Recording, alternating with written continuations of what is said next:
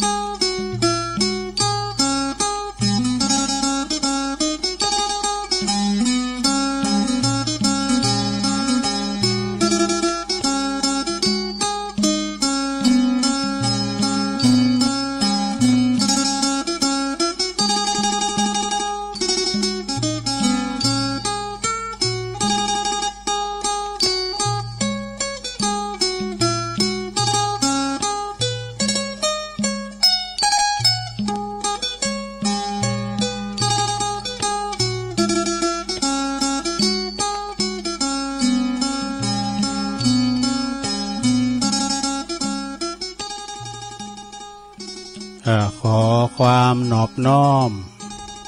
แด่พระรัตนตรัย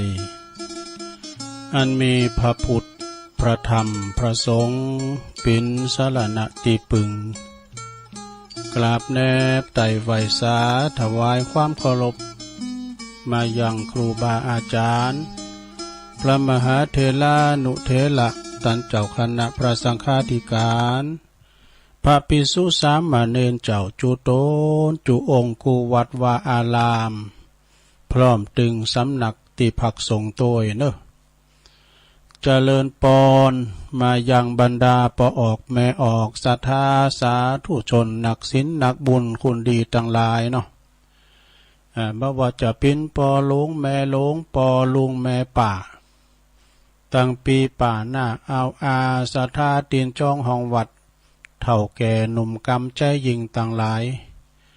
ที่ได้เปิดเครื่องหับเปิดวิทยุฟังกันอยู่ตั้งบ้านตั้งจองตั้งหอตั้งเฮินอยู่ในเวลานี้เนาะเวลานี้ก็เป็นเวลาดีบ่าย3 โมงปลายมาสักน้อยขอมาฟังรายการสารธรรมยามบ่ายซึ่งดำเนินรายการรับผิดชอบโดยต้นตัวแห่งอาตมาภาพเก่ากระผมตุลุงนันชัยวัฒน์นาคเสโนแห่งวัดพระธาตุดอยน้อยตำบลดอยหล่ออำเภอดอยหล่อจังหวัดเชียงใหม่ ก็มาพบมาปะกันในวันธรรมดาเนื้อสถานใจวันเสาร์วันติดนะตั้งแต่วันจันทร์ถึงวันศุกร์เนอะรายการสารธรรมยามบ่ายโดยสลับซับเปลี่ยนกับครูบาอาจารย์หลายตุนหลายองค์เนาะอาตมาภาพตุลุงก็รับผิดชอบไปให้2 วันจันทร์วันการเนอะวันนี้กับวันพุธนี่นะสถาก็ถ่าฟังกันไปวันต่อไปก็จะมีครูบาอาจารย์เนาะมามาจ้าเราสู่จู้กันฟังต่อปัญหาชีวิตพองเนี่ยนะเนาะก็บางทีนี่พี่น้องศรัทธาก็ไปทำการทำงานจะเลือฟังก็มีกาคุณเฒ่าคุณแก่เนาะที่อยู่กับบ้านกับจองแต่ก็มันมีทั้งอย่างหนึ่งศรัทธาเนาะที่ว่าเปิ้นไปการไปงานปิกมาฟังย้อนยุคย้อนหลังใดก็ฟังเข้าไปตีวัดไฟหินศรัทธาเนอะฟังย้อนหลังใดนะก็จะว่ามาเจ้าเนาะเขาออกเวลาสักตี 3น้ำได้ฟังก่อนไปยังลูกหล่าเนาะลูกควายเขาก็ฟังย้อนหลังไดเนอร์สถาเนาะฟังแก่งอมแก่เงากันไปก็หลากหลายสถานะครูบาอาจารย์ตั้งแต่พระครูท่านเจ้าคุณจนถึงมหาปเรนนะพระธนานุกรม แต่ตัวลุงในปิ้นตุธรรมดาเนี่ย มีโยธาบรรดาศักดิ์ยังนะเขามาอู่มาจาชะตาแก่งอมแก่เงากันไปเนอะจะไปว่าตัวลุงมาสั่งมาสอนการเอาเกิดอย่างอันนี้มันจังโหดทั้งเกตเหมือนกันนะเนาะฉะนั้นก็มาเราสู่จู้กันฟังเนาะศรัทธาซึ่งขณะนี้เดินนี่ก็เป็นเดินเทศกาลแห่งวันแม่แห่งชาติครูบาอาจารย์หลายตุนหลายอุ้งเปิดมาอู่เริงแม่เนาะคุณปอคุณแม่ซึ่งก็เป็นบุคคลที่หาได้ยากพ่อแม่นี่เป็นทุลภะบุคคลเป็นบุคคลที่หาได้ยากฉะนั้นก็ปูนตัวลุงเจ้าอู่ก็วันศุกร์เมื่อเจ้าพุ่นมันจับวันแม่บ่เดียวันศุกร์เมื่อเจ้านะตัวลุงจะเตดเรื่องวันแม่เนาะแต่วันนี้ก็ธรรมดาไปก่อน แต่ว่าวันแม่แต่ตัวลุงจะเล่าวันศุกร์ตอนเจ้าตี 3 ถึง 5 โมงเนาะเอาละต่อไปขอเอ่ยไปตังสถานีวิทยุที่เปิ้นมีบุญต่อโสตประสาทหูเฮาฟังการส่งตรงถึงจองถึงบ้านที่ในเครือข่ายรับสัญญาณรายการธรรมะช่วงเวลา 15 ถึง 17 นาฬิกาขอบคุณสถานีวิทยุคลื่นธรรมะของชุมชนวัดห้วยตองซักตำบลขวงเป้าอำเภอจอมทองเน้อ FM 98.75 เมกะเฮิรตซ์โซนไต่ก็ฟังกันไปคุณณรงค์ชัยเนาะ เปิ้นพอก้อยดูแลเครื่องส่งอธิหันมันตกไปมันบาด่างกาเนี่ยเปิ้นจะพอก้อยดูแลควบคุมเครื่องส่งโดยคุณณรงค์ชัยแล้วก็สถานีวิทยุคณะสงฆ์อำเภอฝางเน้อจังหวัดเชียงใหม่ FM 100.25 เมกะเฮิรตซ์เนาะต่างอยู่ที่วัดพระบาทอุดมนำบ่อสาวาพี่น้องต่างเมืองฟังแม่อายชัยปราการก็ฟังกันไปนะชัดเจนขอบคุณสถานีวิทยุคลื่นธรรมะของขอบคุณสถานีวิทยุคลื่นพระพุทธศาสนาการศึกษาและวัฒนธรรมวัดฝายหินตำบลสุเตป FM 104.50 เมกะเฮิรตซ์เนอร์ขอบคุณสถานีวิทยุมนเสียงธรรมวัดบุพารามอำเภอแม่แจ่มเน้อ FM 106.25 เมกะเฮิรตซ์และก็ขอบคุณสถานีวิทยุบ้านทุ่งเรดิโอ FM 89.50 เมกะเฮิรตซ์อำเภอสันป่าตองดอกสถาญาติโยมคืนแต่ละคืนในคืนใหญ่ๆคืนดังไปไกลทั้งนั้นเด้อก็ฟังกันไปนะฟังกันไปในยามบ่ายยามค่ำของวันนี้เนาะบรรยากาศว่าในขมุกขโมเด้อมาถึงหันตะวันค่ำของวันเนี่ยวันนี้นี่ตั้งบางตีบางแห่งบางพื้นที่ก็คงจะมีฟ้าฝนตกลงมาเนาะก็ถ้าจะมีอยู่นะฉะนั้นสดาญาโยมกับฝนฟ้าเดี๋ยวนี้มันก็ไม่ค่อยแน่นอนนะเวลาบทว่ามืดในตกหันแต่ว่านี่มันต้าเด้อมันมืดวันค่ำจะตกตั้งใดพองก็บ่ฮู้นะเอาพอชำเลืองแลไปตั้งลุมน้ำปิงเนี่ยนะพอต้นน้ำเลืองเสยเงย แปลว่าคือน้ำเลืองเพราะว่าน้ำมันหลากหลายเนาะคุณน้ำปิงเนี่ยพูดมาตั้งแต่เจ้งดาวบนมาดูเนาะดอยโลงอย่างพูดนะไกลน้ำก่อนนี่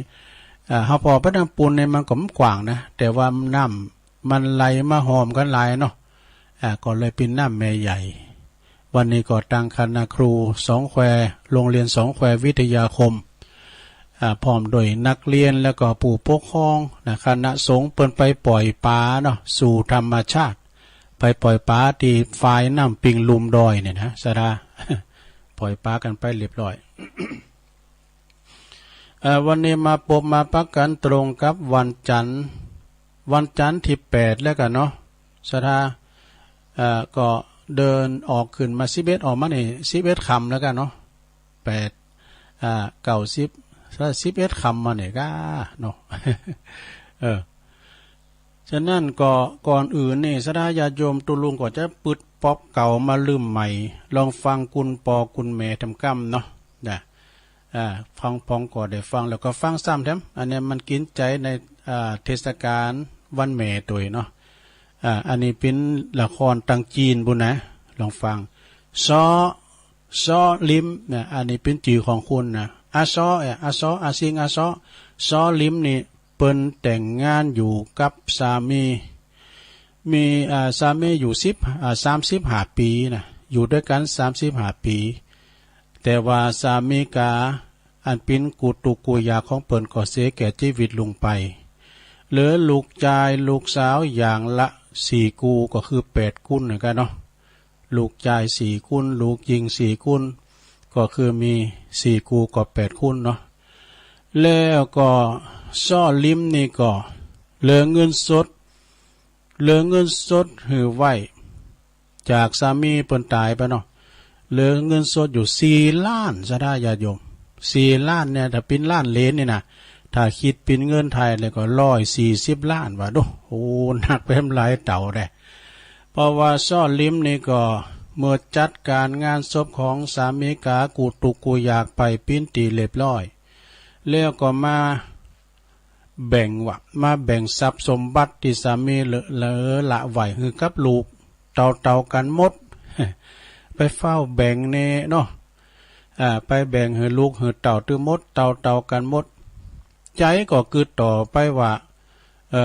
ลูกก็จะต้องพอก้อยดูแลยามเมื่อแม่แก่เฒ่าชราแน่ไปหมั่นใจเนาะจะได้ระวังนะคอนบ่มีเฮ็ดนะลงก็คือคนเฒ่าห้อมมีสมบัตินะกะมาว่าเปิ้นได้ตัวอันทุบ มาฝนซ้ำงอนบ่ตัวเก่าสุมานะลงนะ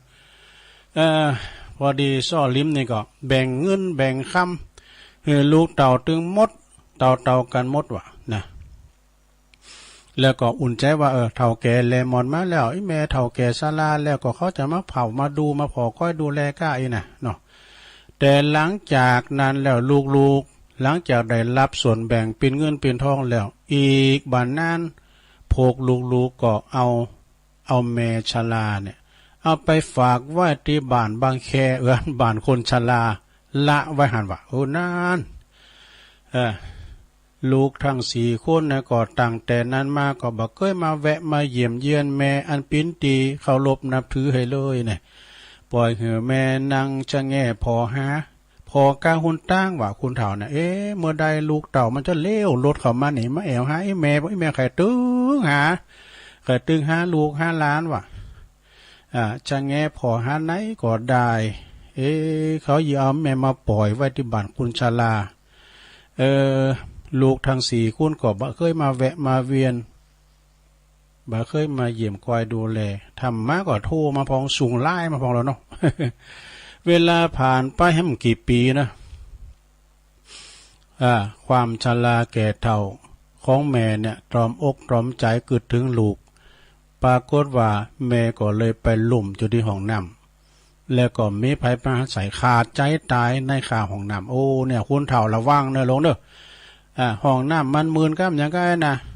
การเข้าห้องน้ำต้องใส่ล็อกตูนะลงเด้อตูลุงดึมล็อกซะเด้อกลมฮับมันอันตรายนะก็เวลาเขาล็อกไว้นะลงเขาปิ้นอย่างไปเนี่ยเขาไม่ได้นะเนาะซ่อลิ้มตายไปแล้วอันนี้ครอบครัวที่มันปิ้นตัวอย่างดีๆเนอะอันนี้ลูกหลานปิ้นตัวอย่างดีๆพานแม่กินควางบะปอแม่ตายละ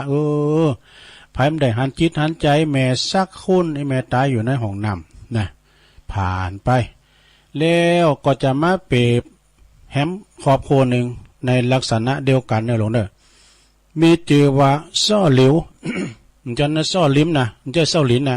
มันจะน่ะซ่อหลิวซ่อลิ้มเนี่ยตายไปละแต่ว่าอันนี้มีครอบครัวนึงนี่ชื่อว่าซ่อหลิ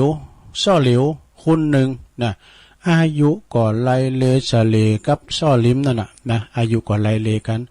ก็มีสามีเหมือนกันเด้อสามีก็ตายละแล้วก็เหลือไว้มีลูก4 คนเหมือนกันว่ะ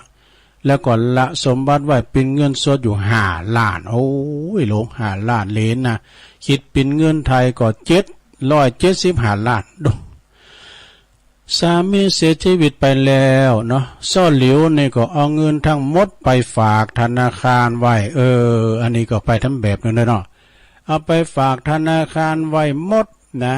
แล้วก็กากินดอกเบี้ยนั่นนี่นะสูงกว่าดอกเบี้ยที่ได้รับนั่นนี่ก็สามารถเอาเลี้ยงชีพได้อย่างสุขสบายกินกะขี่ดอกเลยลงเนาะกินกะขี่ดอกปรากฏว่า แม่อุ้ยเนี่ยเนาะอุ้ยซ่อนลิ้วเนี่ยนะเปิ้นก็บอกว่าลูกหลานเอ้ยเปิ้นบอกว่าบอกลูกหลานนะลูกหลานว่าหากว่าไผมาเยี่ยมแม่หลวงเนี่ยนะไผมาเยี่ยมแม่หลวงนะแล้วก็หันหน้าแล้วนะไอ้แม่หลวงจะหือเงินสด100 เหรียญทันทีว่ะดูโอ้โหเปิ้นมีน้ำใจกับลูกหลานก็ไหลหลังทางบ้านเนาะลูกหลานก็จะไหลหลังทางกันมาเพราะว่าไอ้แม่หลวงจะหือถึง100 เหรียญก่อนเนี่ยเนาะหากว่าลูกหลานอยู่ไกลและก็อยากจะมาเยี่ยมเยียนไอ้แม่หลวงไอ้เนาะแม่อุ้ยก็จะคิดกาโตเครื่องบินหือปุ๊บดูจะคิดกาโตเครื่องบินไปกับหือโดยหากว่าจะไปทานข้าวที่ภัตตาคารที่ร้านอาหารกาอาหารแม่หลวงจะจ่ายหือหมดดูโอ้คุณต่อในใจถึงนะแล้วก็ยังจะหือเงินลูกตีมาทานข้าวตัวนั่นนะคุณละ100 เหรียญหมดดูยังหือการลดการล่างอยู่นะเนาะแล้วก็สถาข้อสำคัญอีกอย่างหนึ่งก็คือหากในขณะที่แม่หลวงเสียชีวิตด้วยเนาะแม่อุ้ยเสียชีวิตไปไผอยู่ไก่โตแม่หลวงเนี่ยนะก็จะได้รับแบ่งมรดกได้เท่ากับ1/2แปลว่าอย่างไร1/2ของมรดกทั้งหมดก่อนไผเนี่ยก็อ้างกับบทเขาก็รูปล้ามตามตัวกันเนาะฟังไก่แม่หลวงจะเสียงบุญใจแหละว่าพ้องก็มาป้อมาเป้าอยู่หานาการเนาะเวลาเป็นละสังขารไปกาพายุกาก็จะได้รับและมรดกเป็นพิเศษเวลาได้ผ่านไปเนี่ยลงเนอะเวลาได้ผ่านไปหลายปีซึ่งแม่หลวงแม่อุ้ยก็ได้จ่ายเงินกาบ้านพักคนชราติดแปลงและก็สุดหรูสำหรับตัวแม่หลวงเองนะแล้วก็ลูกหลานลูกสะใภ้ก็ดีลูกเขยก็ดีทุกคนก็ได้แวะเวียนกันมาว่ะแวะเวียนมาเยี่ยมเยือนทุกอาทิตย์บ่เคยขาดอีกก็มันได้ชะตางนี่มันก็บ่ใครมาถึงวันกะเนาะซ่อหลิวแม่อุ้ยคนนี้ก็เป็นคนชราที่มีลูกหลานมาเยี่ยมเยือนมากที่สุดในบ้านพักของคนชราแห่งนี้นะถึงเวลานี้แล้วทรัพย์สมบัติของสามีที่มีเหลือไว้ในยังมีเงินอีกมากมายยังเหลือไว้ธนาคารน้ำลายหรอดูเอาไว้กินไว้ทานเอาไว้แปลงกองทุนปองไว้ทานผ่าป่ากระถินกะเนาะและก็แม่อุ้ยก็มีความสุขตลอดเวลากับบั่นปลายชีวิตโอ้เฮาใครเป็นอย่างเปิ้นได้ลงได้เปิ้นมันเต้าให้แล้วเนาะความเหลือถึงวันเนี่ยสะทาโอ้ยแม่หาเงินเดินมาได้นะบอกเลยขอยืมคำ ขอยืมเงินเบี้ยยังชีพไม่รู้หากว่าคุณเป็นคุณฉลาดเนาะ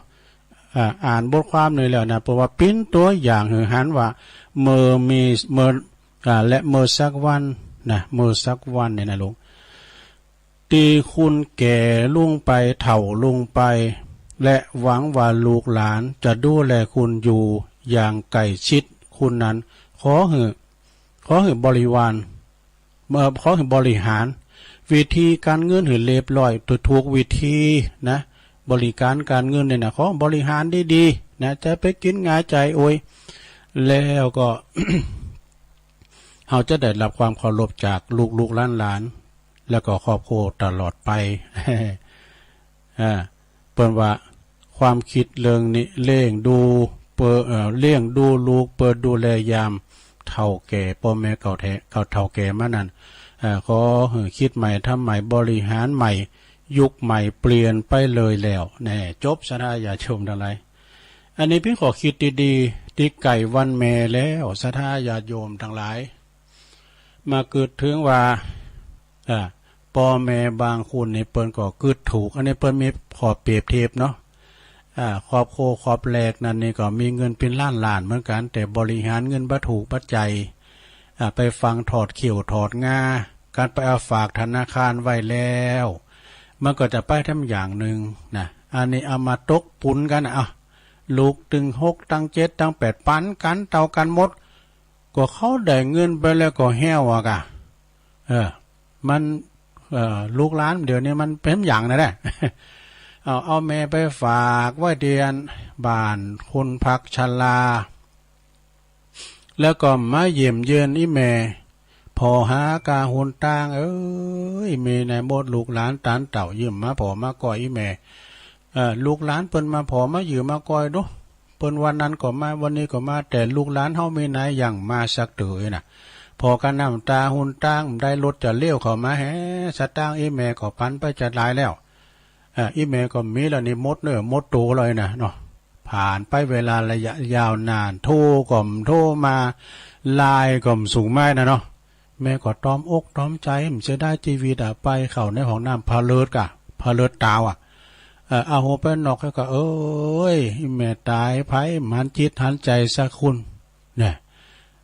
แล้วก็ลูกหลานอันนี้เป็นเรียกว่าอากตันอยู่ปะหน่อยเนาะก็มายืมมาใจพ่อแม่นะแม่ลมหายใจจากคือยามมือหอดลูกต่างเจ็ดต่างแปดอีแม่เลงมาเนาะหอยตีนเต่าฟ้าจ้อนเต่าหอยตีนเต่าหอยฟ้าหอยกันเนาะ ตัวดีแต่จะได้ใครมาหืมบามนึกเขาเนาะก็เขาฟังนี่ไม่ลงก็เนี่ยกันเนาะพอลงก็เนี่ยนะเป็นยังอันนี้ก็คือเป็นอันขอคิดนะลงเนอขอคิดในการที่ว่าเฮาอยู่กับกันเนี่ยจะไปลืมเนอพระพุนของปอของแม่จันสุมแม่จันสุมมานี่จักเนี่ยเปิ้นไปเยี่ยมปอเยี่ยมแม่ถึงปุ่นเปิ้นว่าเป็นเทวดาเนาะแม่จันเลื่อนใสเปิ้นว่าของดีเนาะเป็นของดีในบาทฉะนั้นศรัทธาญาติโยมจะไปลืมเด้อไผดีมีปอมีแม่นะเตียวดุมอยู่ก็ไปยื้อไปใจในระยะว่าวันสำคัญเนาะวันสำคัญทางพระพุทธศาสนาวันสำคัญเป็นวันแม่อีกก็ดีไปเยี่ยมไปเยินกะเปิ้นว่าตุลุงว่าเป็นประจำถ้าเปิ้นตายเนาะก็เลี้ยงโดยกายถ้าเปิ้นตายไปแล้วก็เลี้ยงโดยวิญญาณเลี้ยงโดยวิญญาณก็คือหมายความว่ายามเมื่อว่าเปิ้นย่ำตายแต่ก็มันไปยื้อไปใจเปิ้นเฒ่าแก่มาแล้วเนาะลุกก็โอยนางก็โอยก็ไปอาบน้ำป้อนข้าวที่น่ะเนาะได้ของกินอันใดดีก็เอาไปให้เปิ้นเนาะวันนั้นฟังท่านมหาสมชาติเปิ้นเรื่องปอเรื่องแม่แล้วเป็นที่โมนแต่กัดอกบ่เนาะแล้วก็เวลาเปิ้นลุ่มหายตายละไปเฮาก็ตานกู้เข่าของเปิ้นนี่กันเนาะสะดาเนาะปูนตัวลุงเจ้าอันบรรยายเรื่องแม่ในวันศุกร์ปุ่นนะเป็นวันแม่ปอเดียแล้วก็เป็นวันศีลปอเดียนะวันที่12 สิงหาเป็นวันเดือน11ปิงปอเดียเนาะสะดาก็อาจจะไปเล่าวันแห่งกรรมเนาะเอาเนียมกรรมหนึ่งเกินสะดาญาติโยมทั้งหลายเวลาตัวลุงไปเลยนิทานก็จะมีอยู่เวลาตุเจ้าเปิ้นหือศีลลงเขาเนี่ยฮู้กันเนาะเปิ้นจะลงท้ายด้วยคำว่าสีเลนะสุขติงยันติสีเลนะโภคสัมปทาสีเลนะนิพุติงยันติตัสมาสีลังวิโสทะเย อันนี้เป็นขอสรุปศีลนะสนะเนาะแล้วเพราะเหตุนี้นะสัทธาญาติโยมเพราะเหตุนี้นะเปิ้นบอกว่าก็อันนี้ก็ตัสมาสีลังวิโสทะเยคือพระเปิ้นบอกว่าเพราะเหตุนี้พวกท่านทั้งหลายพึงรักษาศีลเด้อพึงรักษาศีลมดจดพระเปิ้นบอกพระที่บอกนี้บัดใจหลงปอหลงปีหลงตาแต่ตีหือศีลเนี่ยนะตีหือศีลนี่หากว่าเป็นองค์สมเด็จพระสัมมาสัมพุทธเจ้าเนื้อเปิ้นตรัสบอกไว้ณครั้งพุทธกาลแล้วนี่นะจะได้เนี่ยก็เลยเอามาเล่าสู่จู้กันฟังเนาะเปิ้นสรุปขอศีลต่างๆเนี่ยนะสะดาก็ฟังกันไปยังมีแถมเนาะเดี๋ยวกันสะดา มีของเรื่องอันนี้ตัวเนื้อสดาเนอะเพิ่นมีเรื่องยังอันนี้ขอคิดเนาะขอคิดหลายอย่างขอคิดเรื่องนี้อันนี้ก็เปิ้นว่าว่าปิ้นเพลินกันเปิ้นแต่เปิ้นเทมเปิ้นปอกลอก เปิ้นกาลยานามิตรเนี่ยเปิ้นคิดทำลายมีหลายอย่างแต่เปิ้นแต่มีหยังพอง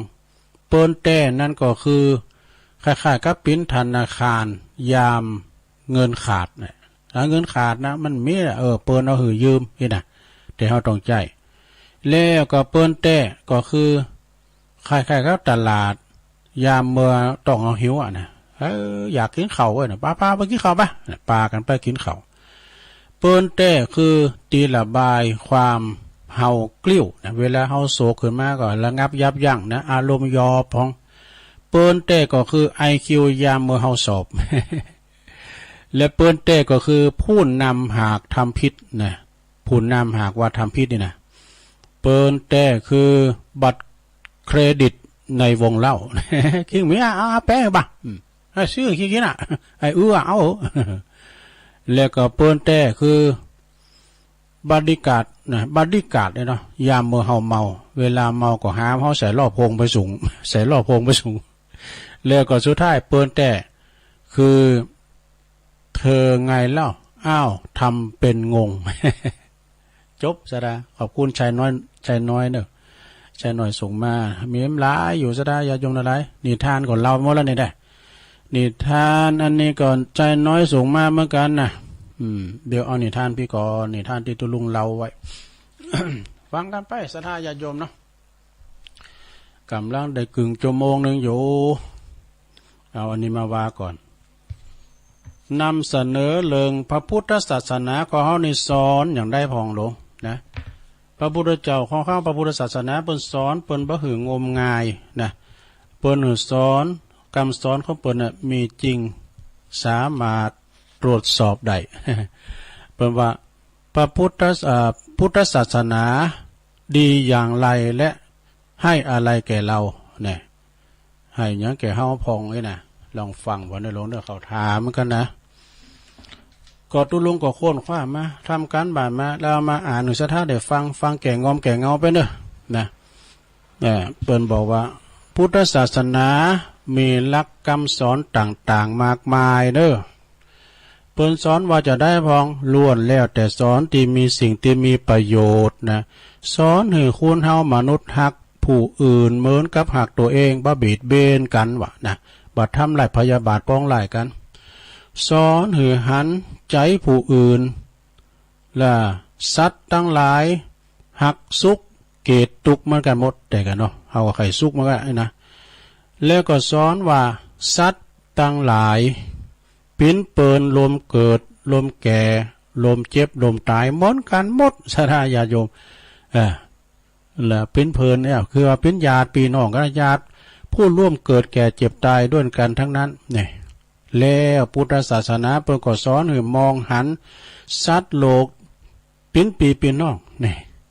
เพราะว่าภัยคือว่าสัตว์ปิ้นญาติต่างธรรมอย่างนะประมาณนี้แหละสอนปิ้นนั่นปิ้นปีปิ้นน้องกันปิ้นเปินป่องเดียวกันนะเอาเกิดมาลมโลกเดียวกันนะสอนให้ยาหือพยาบาทอาฆาตจองเว้นกันเนี่ยไปขาฟันบั่นแตงกันเนี่ยหือหักกันแป้งกัน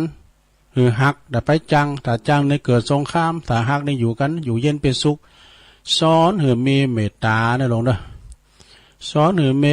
มีเมตตาปรารถนาดีต่อกันและกันแม่กับสัตว์ก็ตามนะสัมปสัตว์ก็ตามเนาะ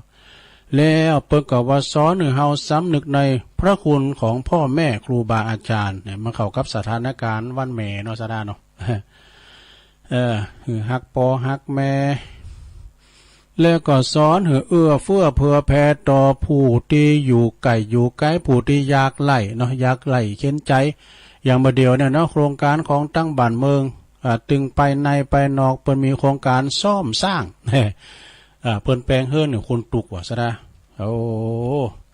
ก็เป็นการดีกันละช่วยเหลือเฟื่อฟ้ายเพราะว่าแบ่งกันเนาะแบ่งความสุขให้กันไป ซ่อมสร้างเปิ้นแปลงเฮือนเนี่ยคนตุกกันทุกอำเภอในประเทศไทยเปิ้นมีโครงการเนาะ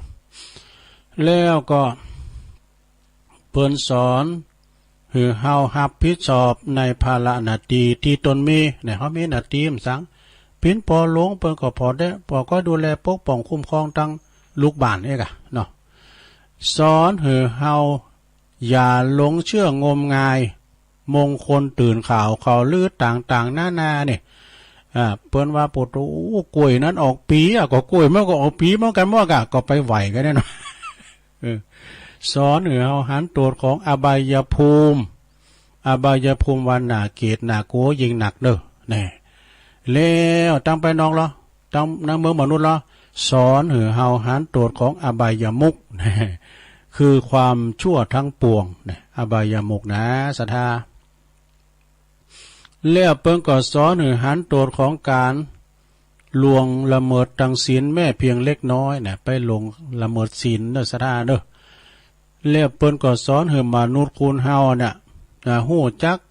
ให้วัตถุให้อาภัยให้ธรรมทานโอ้โตนี่สำคัญนะลงเด้อให้วัตถุให้อาภัยแล้วก็ให้ธรรมทานเนาะ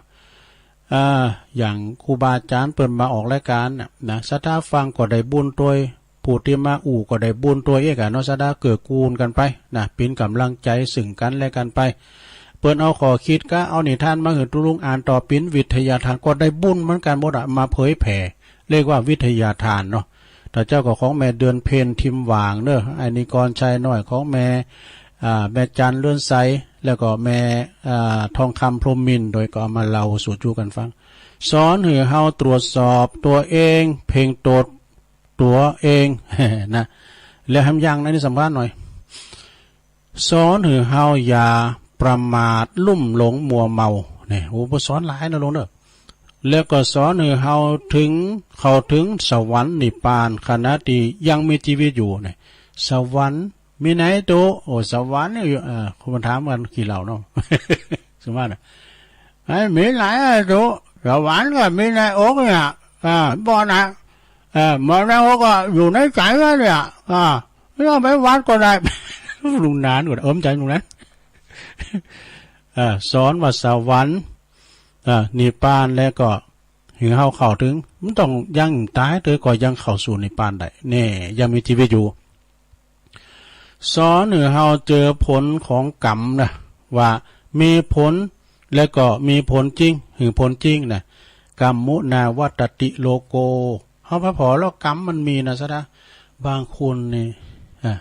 เป็นคนล่ำคนรวยเป็นคนมีเกียรติมีหน้ามีตาเสด็จสุมาเด้อตายมันดีมันงามก็มีนะเนาะแล้วก็สอนหรือเฮาเจอผลของกรรมแล้วเนาะแล้วก็สอนหรือเฮาสอนเรื่องประโยชน์ชีวิต3เนี่ยแล้วก็หือเฮาจะต้องเข้าถึงหือใดนี่โอ้ทำหนาเดี๋ยวลงนะโมนนะว่าไปดิ๊กๆเด้อเดี๋ยวจบวันนี้ก็พอดีสายเปิดแล้วแล้วก็สอนหือแบ่งปันทรัพย์โดยหาสถานแบ่งปันนะลงเด้อแบ่งปันก็เดี๋ยวตุลุงจะเล่านิทานเรื่องคนกิจิพอนะเศรษฐีคอต้านนะมั้งสอนให้เฮาประกอบสัมมาอาชีพแปลว่าอาชีพปราศจากโทษสัมมาอาชีโวอาชีพชอบบ่หลอกลวงไผบ่ชอบบ่โกงไผมากินมาตานเนี่ยเลี้ยงชีวิตแล้วก็เปิ้นว่าสอนให้เข้าถึงความอิสระบรรลุธรรมจั่นต่างๆด้วยเนี่ยแล้วก็สอนให้ละความหักในโลกเสียเนี่ยละความหักในขันธ์หะนี่ ต่อไปลงสอนให้มีความกตัญญูต่อผู้มีพระคุณทั้งหลายเนี่ยนะความกตัญญูกตเวทีนิมิตังสาธุรูปันนังกตัญญูกตเวทิตานะคุณเฮาถ้ามีความกตัญญูนะมีปิ้นนิมิตหมายของความเป็นคุณดีปิ้นยี่ห้อของคุณเนาะรถก็มียี่ห้อคุณนี่มียี่ห้อหยังยี่ห้อความกตัญญูแล้วก็สถาเปิ้นก็บอกว่าสอนให้พิจารณาอภินหปัจเจเวคณะ5อยู่เนืองๆนี่สอนธรรมะติบันปจิตพึงพิจารณาอยู่เนืองๆ10ข้อสอนให้ฮู้จักการเข้าสังคมโดย สัพพุริสธรรม7ประการนี่แล้วก็เป็นว่าสอนล้างอาถรรพ์ชีวิตเนอะล้างอาถรรพ์ชีวิตกับทุกคนด้วยวิธีอย่างพุทธอย่างพุทธนะ แล้วก็สอนในบริจาคทานแก้ความยากจนว่าเปิ้นได้ว่าในธรรมนิพพานสูตรไผไข่รวยหือทานไผหืองามหือรักษาศีลไผไข่หือมีไผไข่มีสติปัญญาก็เจริญเมตตาภาวนาเนาะแล้วก็สอนหือรักษาศีลแก้ความขี้เหร่เนี่ยก็ว่าเฮารักษาศีลนี่รูปร่างจังงามไปนะเนาะถ้าพอรอบบางคนอายุป60 70ยังหล่อยังงามอยู่อีกก็มีนะพอผิวพรรณวานาในเปล่งปลั่งนะเนาะสะท่าเนาะพอนะสอนหืออ่อนน้อมถ่อมตนเนอะหืออ่อนน้อมแก่เพราะว่าแก่เกิดในตระกูลต่ำเนี่ยสอนหือปลดปล่อยสัตว์หือสิ้นอายุไขเนี่ยสอนหือบ่เบียดเบียนสัตว์แก่กับบ่มีโรคเนี่ยการเฮาเบียดเบียนสัตว์เฮาก็มีโรคภัยไข้เจ็บสอนหือปฏิบัติธรรมแก่วิบากกรรม นะแก่วิบากกรรมสอนหือสวดมนต์เราต้องสวดมนต์มีเป็นหยังสวดมนต์เป็นยาทาภาวนาเป็นยากินอำใจค่ะเป็นยาใจค่ะ เป็นยากินน้ำใจสอนหือสวดมนต์เทวดาคุ้มครองรักษาอายุยืนว่าหั่นหลวงสวดทั้งวันเด้อหลวงสวดทั้งวันอายุยืนเทวบุตรเทวดาคุ้มครองอายุยืนสวดมนต์นี่เข้าเฝ้าพระพุทธเจ้าสอนหือสงเคราะห์สัตว์นะหือมีธรรมหือมีบริวารชนนี่สอนหือรักษาศีลหือบริสุทธิ์เนอะหือศีลบริสุทธิ์จัดหนาและก็จะเป็นบุรุษเพศนี่พุทธศาสนาหือก้าวเท้าหือก้าวเท้าที่ถูกต้องก้าวแรกแก่เด็กๆเนี่ยยังมีหน่อยลงเดี๋ยวเนาะแล้วเพิ่นก็ยังว่านะสะท่าหนังสือนี่สอนดีมันได้แหม่นั่นน่ะอ่านไปอ่านผ่านได้แหม่ลงนะพุทธศาสนาสอนโลกุตละสุขหลังจากผ่านโลกิยะสุขมาแล้วก็แก่คนเฒ่าเพราะว่าแก่คนเฒ่าคนแก่เนี่ยแก่คนเฒ่าคนแก่พุทธศาสนาสอนให้คนดีเปิดตีจะสร้างครอบครัวหือดีเมื่อมีครอบครัวดีแล้วทำให้หมู่บ้านเฮาดีโดยแล้วก็บ้านเฮาก็ดีทำให้ตำบลดีแล้วก็ทำให้อำเภอดีอำเภอได้ทำให้จังหวัดดีจังหวัดได้แล้วทำให้ประเทศชาติดีเนี่ยมันตามไปแล้วก็สังคมก็จะดีไปโดยเนี่ยพุทธศาสนาทำคนหือหูจักการหืออภัยต่อผู้ล่วงเกินเด้ออันเนี้ยอภัยนะสะดาจังมันเตอะอีน่ะอภัยมันแป้หมดอภัยเคยลงเกินเฮาเปิ้นเราควันคิงหูกายน่ะจังมันเตอะบ่มันจะเจ็บ อีน่ะบ่แล้วก็หือหูจักรับผิดชอบในภาระหน้าที่นะแล้วก็บ่หือประมาทโมเมาในวัยในชีวิตในทรัพย์สินแล้วก็ในการดำเนินชีวิตหูจักเหตุหูจักผลหูจักประมาณตนหูจักการหูจักบริษัทแล้วก็หูจักชุมชนนี่ทำคุณหูจักอ่อนน้อมถ่อมตนเด้อทำคุณมีคุณค่ามีค่ากว่าทรัพย์มากมายคือทรัพย์ภายในนะทำคุณบ่หูเมาเจอคุณง่ายแล้วก็อย่างอีกมากมายจบสระญาติโยมดูโอ้ยาวเหมือนกันนะขอคิดดีๆทั้งนั้นนะสระญาติโยมอะไรเนาะในหนังสือนะในหนังสือตุลุงก็คุ้นคว้ามาหันว่าอันนี้เปิ้นสอนอย่างอีน่ะเนาะสระญาติโยมอะไรสอนไปก็ขอศรัทธาได้จำไว้เนาะจำถือไว้ในมโนตรานนะตกพวกนี้ก็ก้อยเสาะธรรมมาเตดเนอะนะวันพวกนี้ตุลุงก็มรดกธรรมมาเตดพองเอกะ เตดน้ำเตดธรรมแบบมันสมกับกลางวัดสาถึงแม้ว่าเตดมะโมนก็ตามแล้วก็ก้อยเตดไปเนาะเอาธรรม พี่น้องน้องปะขาวเนี่ยเปิ้นส่งปัจจัยมาขอฟังธรรมมหาวินบากปุ้นอ่ะเน้อแม่หลวงตุลุงเจ้าว่าทำก็วันพฤหัสวันศุกร์วันพัดวันศุกร์เดชเรื่องแม่เนาะวันศุกร์เนี่ยมันเป็นวันแม่พอดีวันแม่แห่งชาติเนาะวันแม่แห่งชาติแล้วก็วันนั้นพัดนี่จะเตะธรรมแต่วันศุกร์นี่เป็นวันแม่แห่งชาติเนาะขอบคุณตังชมรมสกาย74เนอะอันนี้วิทยุสมัครเล่นว2ว8แล้วก็ขอบคุณคุณแม่เดือนเพ็ญทิมหว่างด้วยน้องหานำบ่อหลงสาวยองลำพูนขอบคุณเนอะตีทักมาแม่สิรินทิพย์บุญเลิศอันนี้ก็กราบไหว้สาเจ้าตุลุงฟังอยู่กรุงเทพปุ่นนะแม่สิรินทิพย์เนี่ยคุณแม่กันดาศรีเนตรอันนี้อยู่หางดงฟังชัดเจนดีนะแม่ครูทองคำที่วงคำอันนี้เปิ้นอยู่เสาหินสีโบบานปีนอสมดีเด่นระดับภาคเลยเนี่ยอยู่ไกลวัดด้วยวัดเหล่ามนทา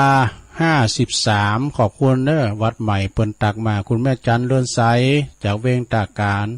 กลุ่มเทพารักเพื่อนพ้องหนองพี่17นะกลุ่มเทพารักนี่ก็กลุ่มของงานวิทยุ28ว่า2ว่า8นะวันนั้นเปิ้นก็จะไปตานโดยกัน17นะโดยการนำของท่านนายกนิกรอัมพรกันถ้ามีนะอันนี้ก็ตักมาอยู่นะแม่พันธวันนะแม่พันก็ฟังอยู่เนาะป่าไม้แดงบนนี้นะ ป่าไม้แดงขอบคุณเด้อแล้วก็คุณพี่ยุพินหอมมาลาปีน้อยจากแม่โยกเด้อกดทักมาตั้งไลน์ขอบคุณมาณโอกาสที่นี้เด้อครูเสงครูสายเนาะ กันเดียวก็ก้อยประกาศเนาะข่าวสารงานบุญต่างๆที่ตุลุงจะได้ประกาศเนาะวันนี้เพิ่นก็ปล่อยปลากันไปแล้วเป็นที่เรียบร้อย กันเดียวชั่วโมงที่2ตุลุงก็จะเล่านิทานแถมเองกันเนาะอู่กันไปอู่จ้ากันไปลง ตอนนี้ไปตุลุงก็จะลองเช็คคืนมาสัก4-5 ทรายเนาะเหลือเวลาแถมหน่อยก่อนที่จะพักคืนนะ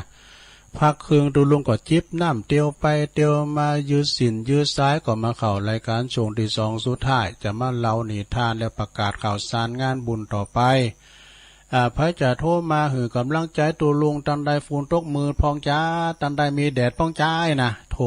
มาที่เบอร์0899556506ไม่อามอนกะ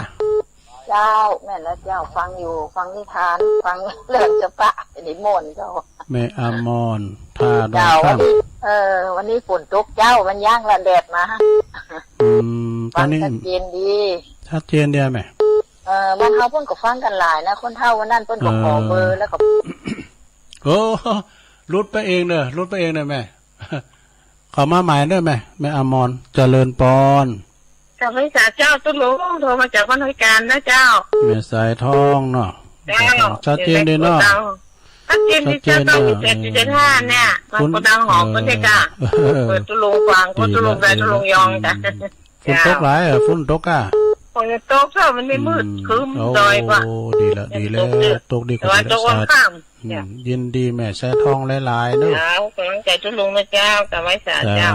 ดูอันนี้หอยกาเนาะท่อเปิ้นไปแอวโกดังหอมตะปูนี่หอมหนักเด้อโกดังน่ะเปิ้นจุกันพิธีอย่างด้อยแดนอันต้องฝ่ายอ่ะน่ะตอนนั้นนี่ดุงหอมได้แหละเหล่ายาวอ่ะเจริญปอนพระเจ้าตุลุงชัยวัฒน์อุ้ยอินมาแล้วทำเพลงไหนเล่าเรื่องเล่าแม่สาบสะเอิงตุลุงอยู่เด้อเจ้าดีกะเจ้าเดี๋ยวนี้พุ่นอยากไม่น้อยกดแต่มือจุนะน่ะเมื่อคืนทุกคืนเนาะพุ่นตกเนาะแม่น่ะฟังตุลุงมอนตุลุงดีแล้วฟังไปติ๊กถูกประมาณนอนเวลาที่1ที่2ถึงไหวพักก่อนตุลุงเท่าก่อนตุกุตุนเด้ออากะนอนบ่ล่ำไม่ประโยชน์เนาะลูกไหวพระดีกว่ากะมันเท่ากับไหวพระเนาะอายุหมันยืนยาวเปิ้นว่าพระคุ้มครองยินดีวินเด้อเจ้าเจ้าสายตั้งไต่ในแม่บุญปันเขาก็แม่ใจเขาก็เนี่ยตอนนี้มาสักเตือในย่านแม่ใจเขาก็เนี่ยไปตั้งพวกมันยิงดับไปเห็นหูตะเกียบแม่อามอนนะกะมันรุดไปนะ ได้ว่าเขารุดไปตัวเดียวมันว่าไม่ได้อย่างกับมันดูไอ้นะเจ้าไปย้าให้กำลังใจตุลุงอยู่ฟังอยู่เด้อขอบคุณหลายๆเด้อแม่เด้อเจ้าไว้สัตว์เจ้าแม่นะเขาเพิ่นก็ฟังกันอยู่เพิ่นโทรเป็นจ้างถ้าแม่อมรนี่จ้ะคนเดียวเบาเนาะอ่ะกะเจ้าสาธุถ้าสายตั้งงานบ้านขวางก็แม่ไผ่บ้านขวางเขาเอกอะสายตั้งหล่องเฟอคว้าวก็แม่บุญเย็นปินตาอุ่นเอาเจริญปอนลุงฟังอยู่เนอะแม่บุพาล่ะฟังอยู่ฝนตกวันเจ้ากับมือฝางเนี่ยรถลุงก็มันฝนตกดีนะกะแต่คืนตกคุณของบ้านจังวันไม่คำเขาพวกจังน้ำคุณน้ำนองท่วมหัวมาถูกปลายรถตนนี้แกก็โทรไลน์มาขอเนี่ยวันทางงานบ้านแม่ปานี่ก็ได้คุ้นคล้องเกินนะแต่ตั้งแม่มอนะเพิ่นว่าตกจังคุณน้ำมันต่ำมันเนาะตกดีตกหนักนะ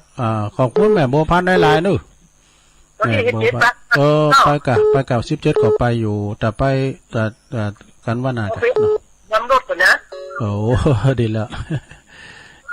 ยินดีปะกันเนาะสาธุโตวันนั้นเพิ่นก็ไปกันหลายนะวันนั้นน่ะที่ไปเมืองแปรนั่นน่ะแม่สุแก้วเขาแม่สุขาก็เจริญปอนไปจ้ะครับปอนนั้นนะครับผมวันนี้เหมือนไม่ได้ปอนนั้นมาเมื่อแรงด้วยน่ะครับผมเป็นกำลังใจที่ดูนะครับตัวแทนพี่น้องของเป้าจอมต้องหมู่4เด้อมาแล้ว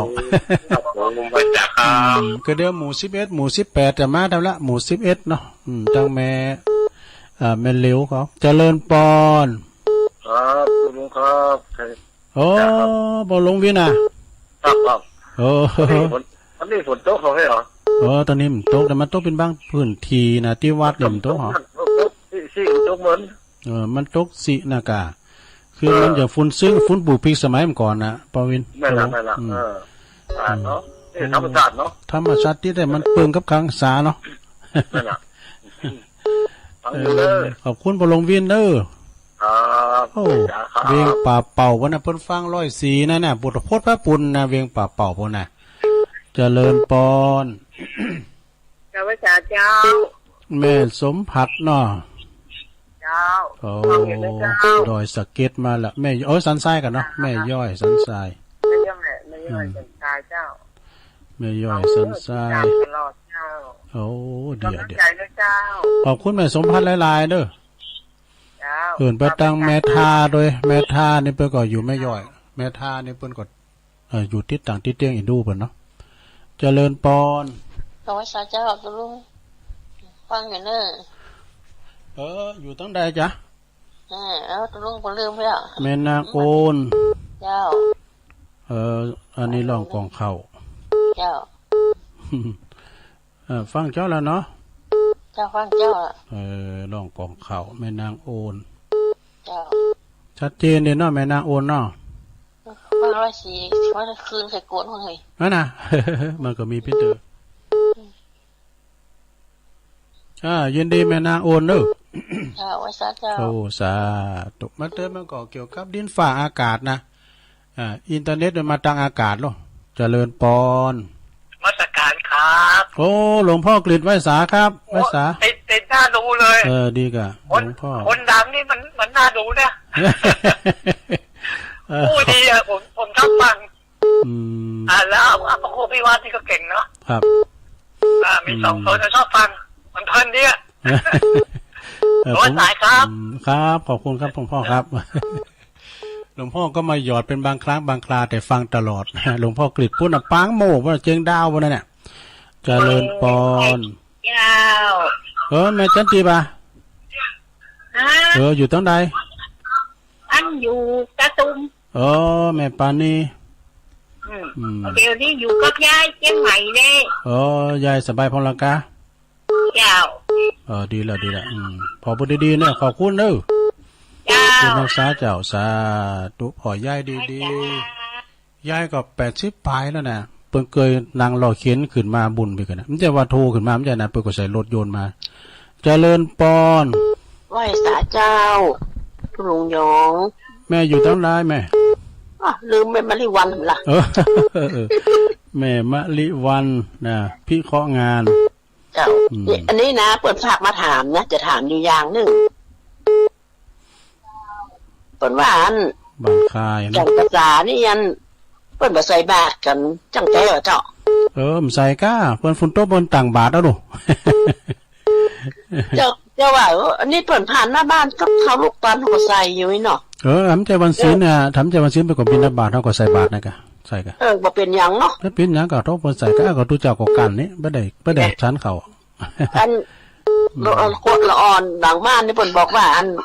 ไม่ได้โทรหาเปิดจะโทรบ่จ้างโทรถามเพื่อเจ้ากรรมอีกว่า อันพี่ยังได้ใส่ไปเติมพี่ยังอ่ะเนาะการว่าใส่บาตรกันหืดตานเนี่ยตู้เจ้าประกอบกินกับบาทอันนี้อันนี้หม้อแกงต้องดูถ้ามีหม้อแกงต้องนี่แย่กะตู้เจ้านี่มันต้องโกกันถ้ามีบาตรถ้ามีหม้อแกงต้องนะอุ้มไว้ไปนอกวัดเนี่ยบ่ได้กินอ่ะบ่ได้ใส่บาตรละเนาะพี่เด้อมีบาปเด้อได้บุญนำซ้ำแหละนะ อันนี้เขาว่าอันเปิดมาใส่ว่าเดี๋ยวแม่จะอันถามเพื่อนเนาะ มีได้บุญเนาะ จะได้บุญเนาะ เอิ้นมาดำน้ำมือเด้อน้ำมือ เจ้า ฮะมันโต ตกของคนนี่จะตกอยู่เจ้า ดีกะ วันสองเนี่ย โอ้ขอบคุณแม่มาริวันเด้อ เจ้าวันที่17ที่ปากกันเนาะ ไปวะดีกะ เจ้าไป เอาน้ำมือมาเด้อเด้อหามขึ้นไปน้ำมือไปเด้อประตูไปอยู่ก็ผ่านน้ำเลยใครไปในเรื่องด้วยเจริญปอนทำสายเดี๋ยวจะพักก่อน รา เนาะ ชการเจ้า ตอนไรจ๊ะแม่สุกแก้วอ่ะ เจ้าวางนี้ว่าตอนเปิ่นด้วยเจ้า ไปปีนอย่างก่อนแม่สุกแก้วนี่เปิ้นอยู่ศรีโพธารามเนาะ เจ้า ดีกะ ฟังอยู่นะเจ้า ขอบคุณเลยแม่เด้อ เจ้า สาธุ เจ้า เอาให้ตาอีกกันเนาะซะนะก็เดียวก็มาแถมใหม่ขอบคุณกูเสงกูซ้ายก็เดี๋ยวตุลุงพักขึงก่อนเนาะเดี๋ยวก็มาว่ากันเดี๋ยวถ้าเราในท่านให้ฟังเนาะ ตาอีกก่อนเจริญปอน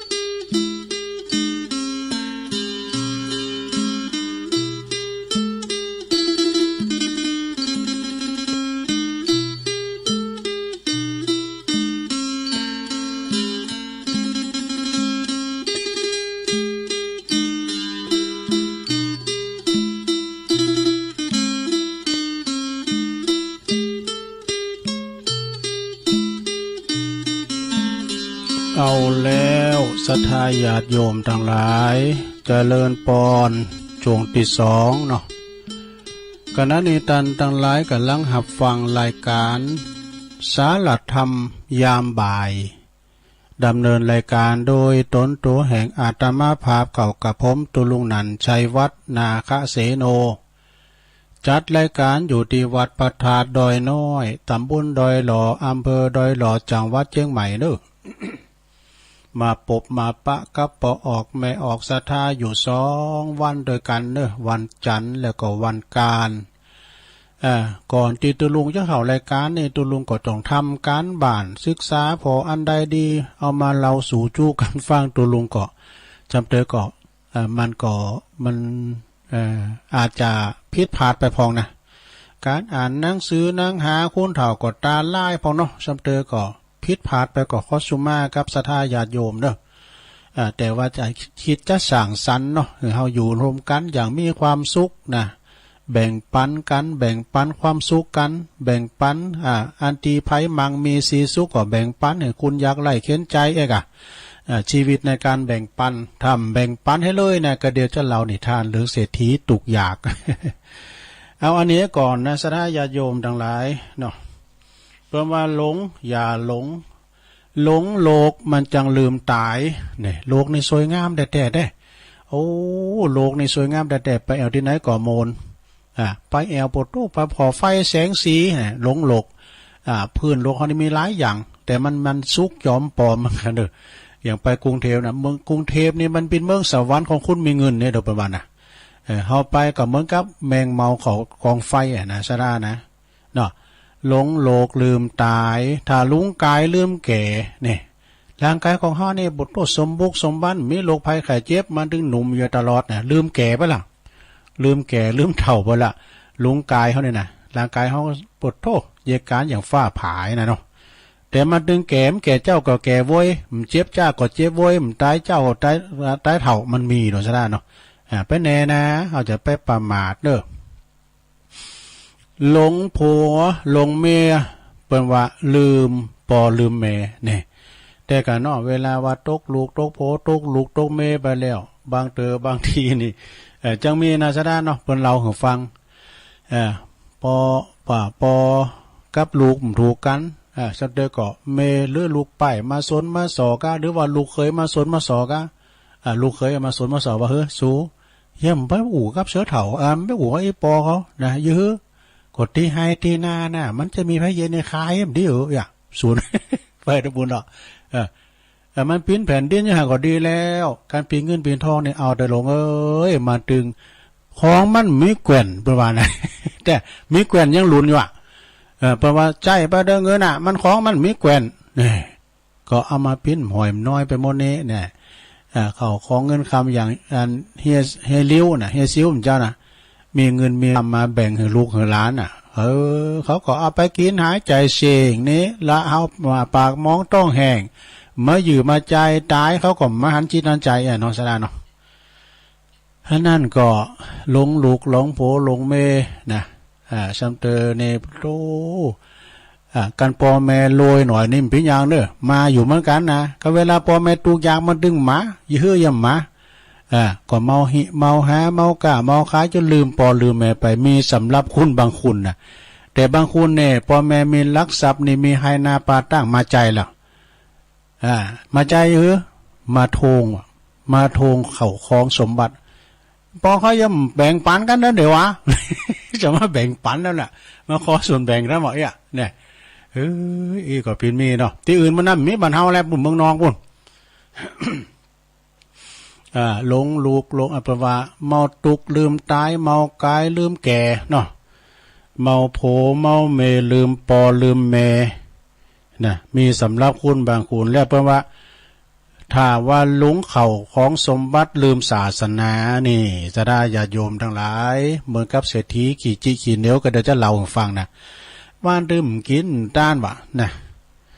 จะได้ญาติโยมก็แบ่งปันพอเนอะก่อนนั้นตุลุงเคยเล่านะเคยเล่าเศรษฐีนั่นเนาะมันขี่จี้เพราะหอลูกหอเมวะใครอยากกินลาบวะนะไปหารเจ้าหมูมากินลาบโอ้มันก็ใครอยากกับโดนล่ำไล่ปังพึกๆมาใครอยากนะ เจ้าหมูก็ห้องกินว่ะนะมาถึงบ้านเนี่ยมันกินข้าวกินน้ำเมมันก็ไปยื้อสู้เยี่ยมยังสู้เกตยังข้าขอยากกินลาบนะ เปิดก็ซื้อโหไปปิ้นยังก็เดี๋ยวเปิดมาซื้อมากะซื้อมาลาบกินกันเนี่ยกะกินถึงลูกถึงเมเนี่ยกะลูกก็จะกินอยู่กะว่ากินนะเอาไปกินสองคนบุญนั้นบุญประสาทบุญสู้ก็จะกินอยู่อ่ะดูค้างแผ่วลูกแผ่วเมบุญมากินมาเอามากินไหนปวดตัวเปิ้นลาบคือคุ้มจะดีนะคุ้มเลี้ยวแหละเอาใบโป่งพ้านะเนี่ยโป่งฝ้ามากลับไปว่ะ ใส่ลูกโดดด้วยนะ น้ำลายปั่วลงที่จริงก็บ่ดื้อนะเรื่องลาบเรื่องสามันขึ้นหมอมนะ เอาไปกินแพะบนหลง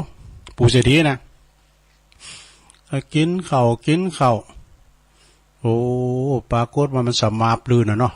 กินบ่ได้อิ่มแล้วมันสวาปลืนมันแก้นข้าวผัวมากำกะข้าวผัวออกปากมันไหลเก็บกินไม่บ่าหลงมันจะได้มันมีหั่นเม็ดหนึ่งพญาหมดงามมาหันใส่บอดีมันหลบรออยู่หัวดอกพญาหมดงามก็กราบกับปู่เศรษฐีก็ดึงต่างคนต่างจักต่างคนดึงข้านแห้งหมดงามนี่พญาหมดงามก็เอาไปกินในหูมาบ่กะปู่เศรษฐีก็เลยเกาโหดนะเปลี่ยนโยมมาไหวสาธุเอาจะมาเด้อเม็ดเดียวได้ปิญญานะเอาหือตานมาเนี่ยสาธุปู่เศรษฐีตายไปหลายภพหลายจัดเกิดมาจาเนี่ยได้มาเป็นตัวเจ้าเนี่ยได้มาเป็นตัวเจ้าแล้วไปกุมเข่าที่ไหนก็ไม่ได้ก็เปิดว่าพระเปิ้นต่างแถวก็มาถึงสุดท้ายไม่ได้ใช่ไหม แหมกำขออยู่ตั้งหน้าซ้ำเปิ้นอยู่ใส่ตั้งหลังไปแหมไอ้วะไม่ได้ใช่ไหมมีความอิ่มหน่ายกายจังว่าโอ้เฮาเนี่ยบุญเฮาทำมาตอนนี้เจ้าซิกแล้วเอาตัวซิกเนี่ยค่ะพอดีก็อันเปิ้นไปป้าใส่พระเทระผู้ใหญ่เนาะอันนั้นเปิ้นจบได้แต่หลายเปียเปิ้นจบตั้งฌานนะเนาะไปขอซิกกับเปิ้น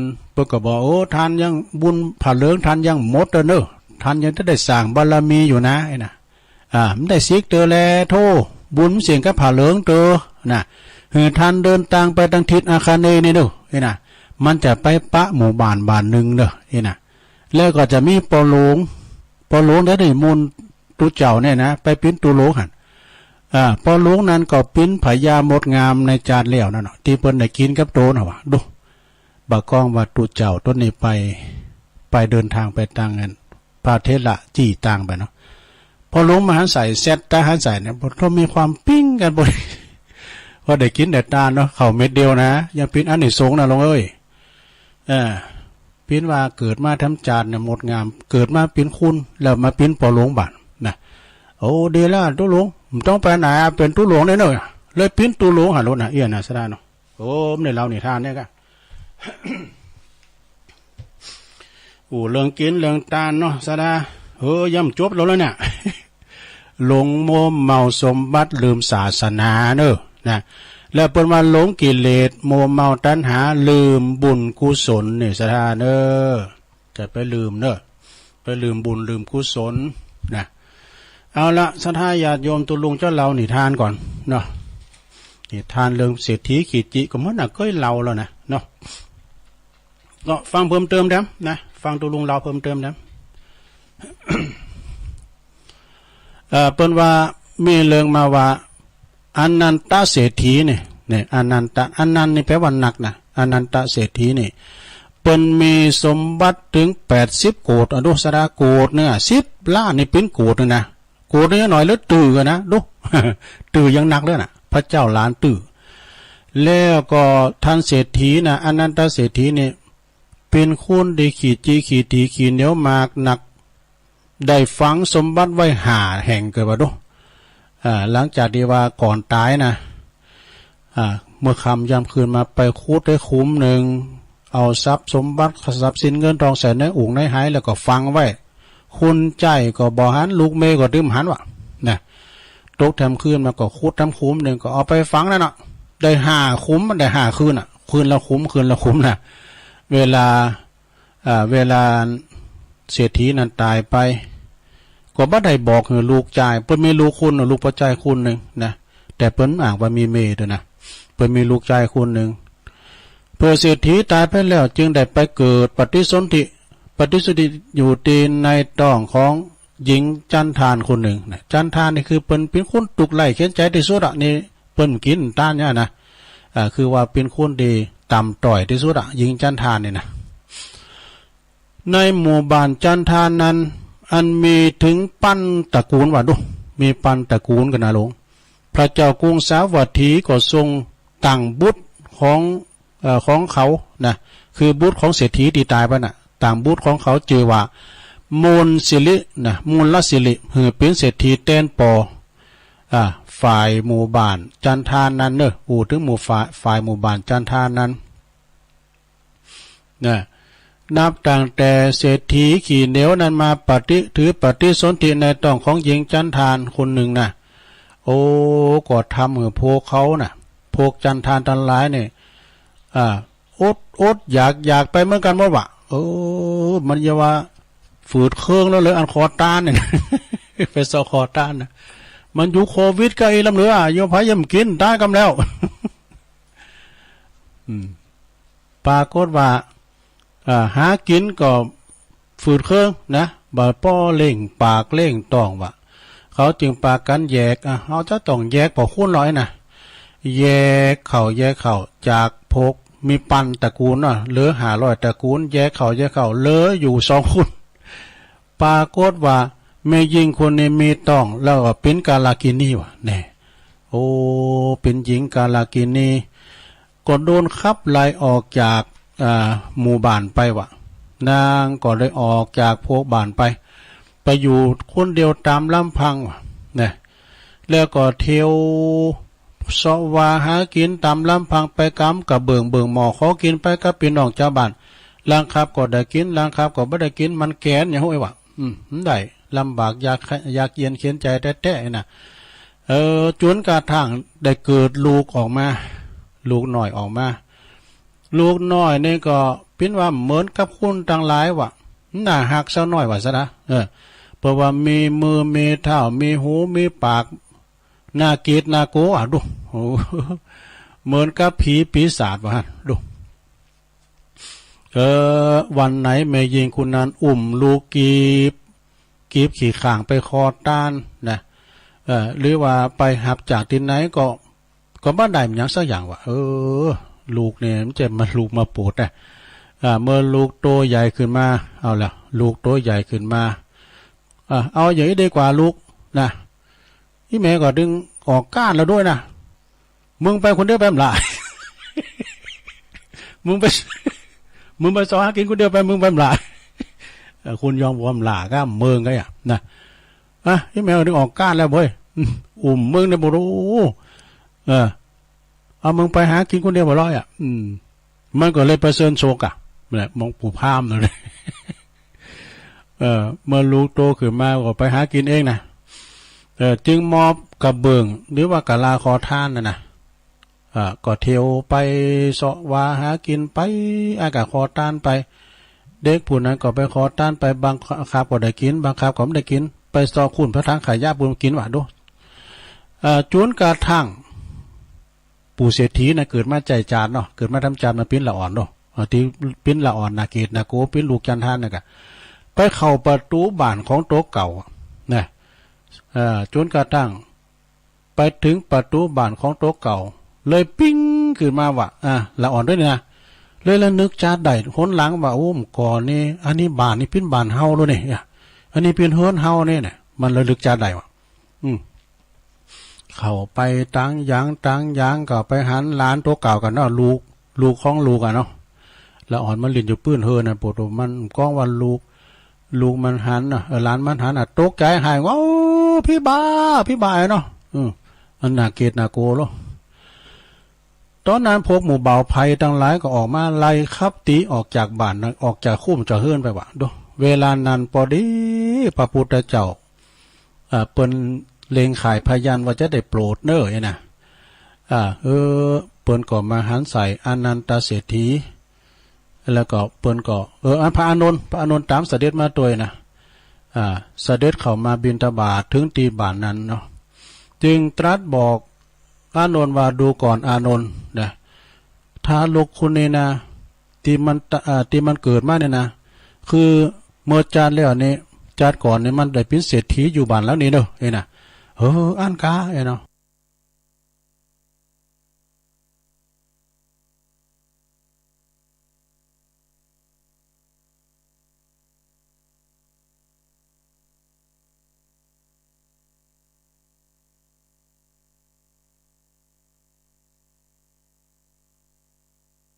บ้านแล้วนี่เด้อเอ้น่ะอ่านกาเอ้เนาะข้าพระองค์จะไปบอกเขาในหมู่บ้านในคู่เหมือนกันหู้จักนอนคุณนี้ไหมนะเธอรู้จักเด็กคุณนี้ไหมนะลูกตาลเศรษฐีเนาะ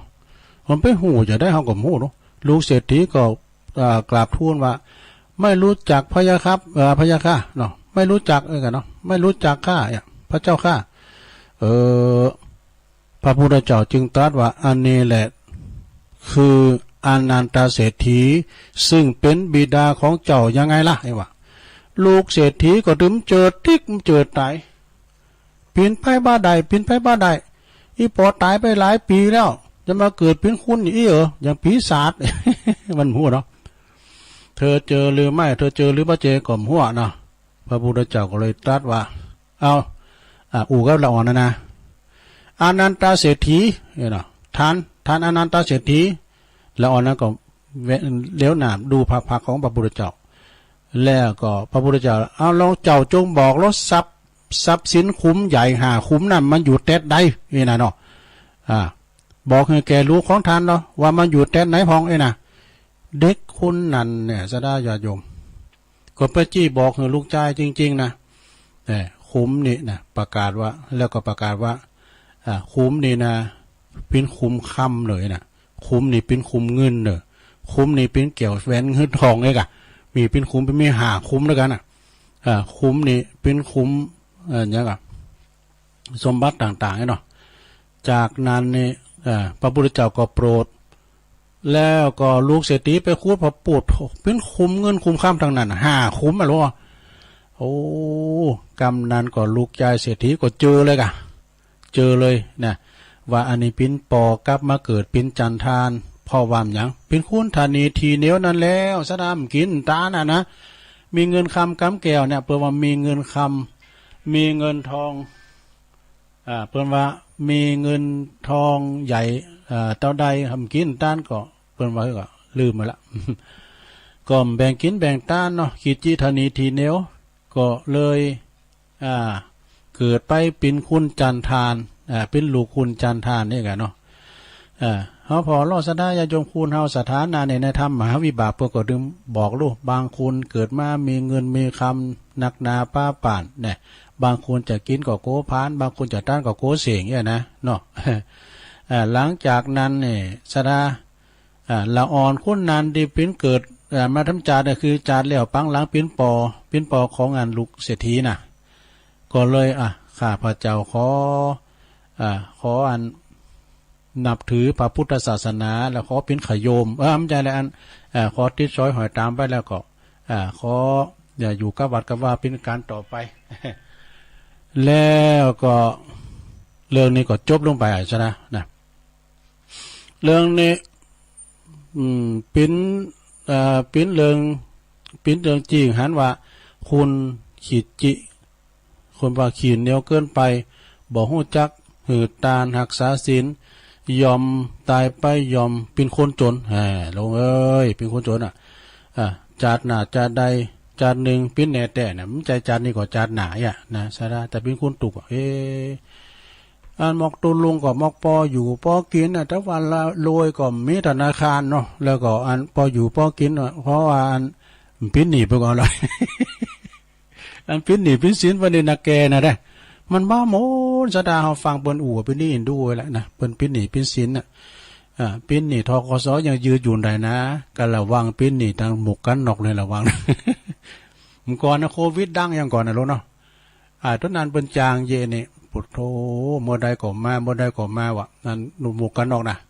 มันก็เขียนป้ายว่าก็แต่งแป้งก๊อกแป้งอย่างไว้เนาะบ้านนี้เป็นโควิด ไม่ได้มาไก่ มันก็ล็อกมาแล้วนะบ้านนี้เป็นโควิดนี่มันทำมาไก่มาแล้วเดี๋ยวกันสถานตัวลุงจะขอประกาศข่าวสารงานบุญสักหน่อยเนาะวันที่12สถา เจิญโลมทำบุญตานศาลาอเนกประสงค์หรือว่าศาลาบำเพ็ญบุญที่วัดกูขี้เล็กเนอะวัดล้างกูขี้เหล็กตำบลบันตาตุ่มนะตำบลตาตุ่มแล้วก็อยู่ตั้งบ้านโถงไม่นาสถานเนาะเวลาบ่ายโมงเนอะเวลาบ่ายโมงก็ไปรวมทำบุญกินต้านกันตีกูขี้เล็กเนอะตีวัดล่างเนาะในเวลาบ่ายโมงก็เป็นวันที่12 สิงหาเป็นวันศีลแต่เนี่ยช่วงเจ้าครูบาอาจารย์ก็ไปลุงโบสถ์ก่อนเนาะไปเข้าโบสถ์ก่อนแล้วก็ช่วงบ่ายโมงนี่ก็เขาจะไปกินไปทานกันไผสถานาบุญทานใดจะไปลมกินลมทานก็ไปเนอะมาตั้งบันโทงนี่นะเปิดดึงบอกสินตังอาจารย์ประครูนะพระจะไปเปิดท้องตาลเนาะก็เจิญได้เนอะพอกล้าแม่ขายก็ไปขายโคได้กว้างขวางแล้วโอ้ศาลาเปิ้นงามอาจารย์เปิ้นสูงไล่มือตุลุงพอนะโอ้งามขนาดศาลาเปิ้นเหมาะ ก็ไปกินไปทานกันเนอะสถาเนอะแล้วก็แถมงานหนึ่งนั้นก็สถาญาโยมวันที่17นะขอแจ้งประกาศน้ำเรียนครูบาอาจารย์เนาะประสงค์ผู้จัดรายการแล้วก็สถาญาโยมทั้งหลายทุกท่านเดินโดยวันที่17 สิงหาคม 2565กันเนาะ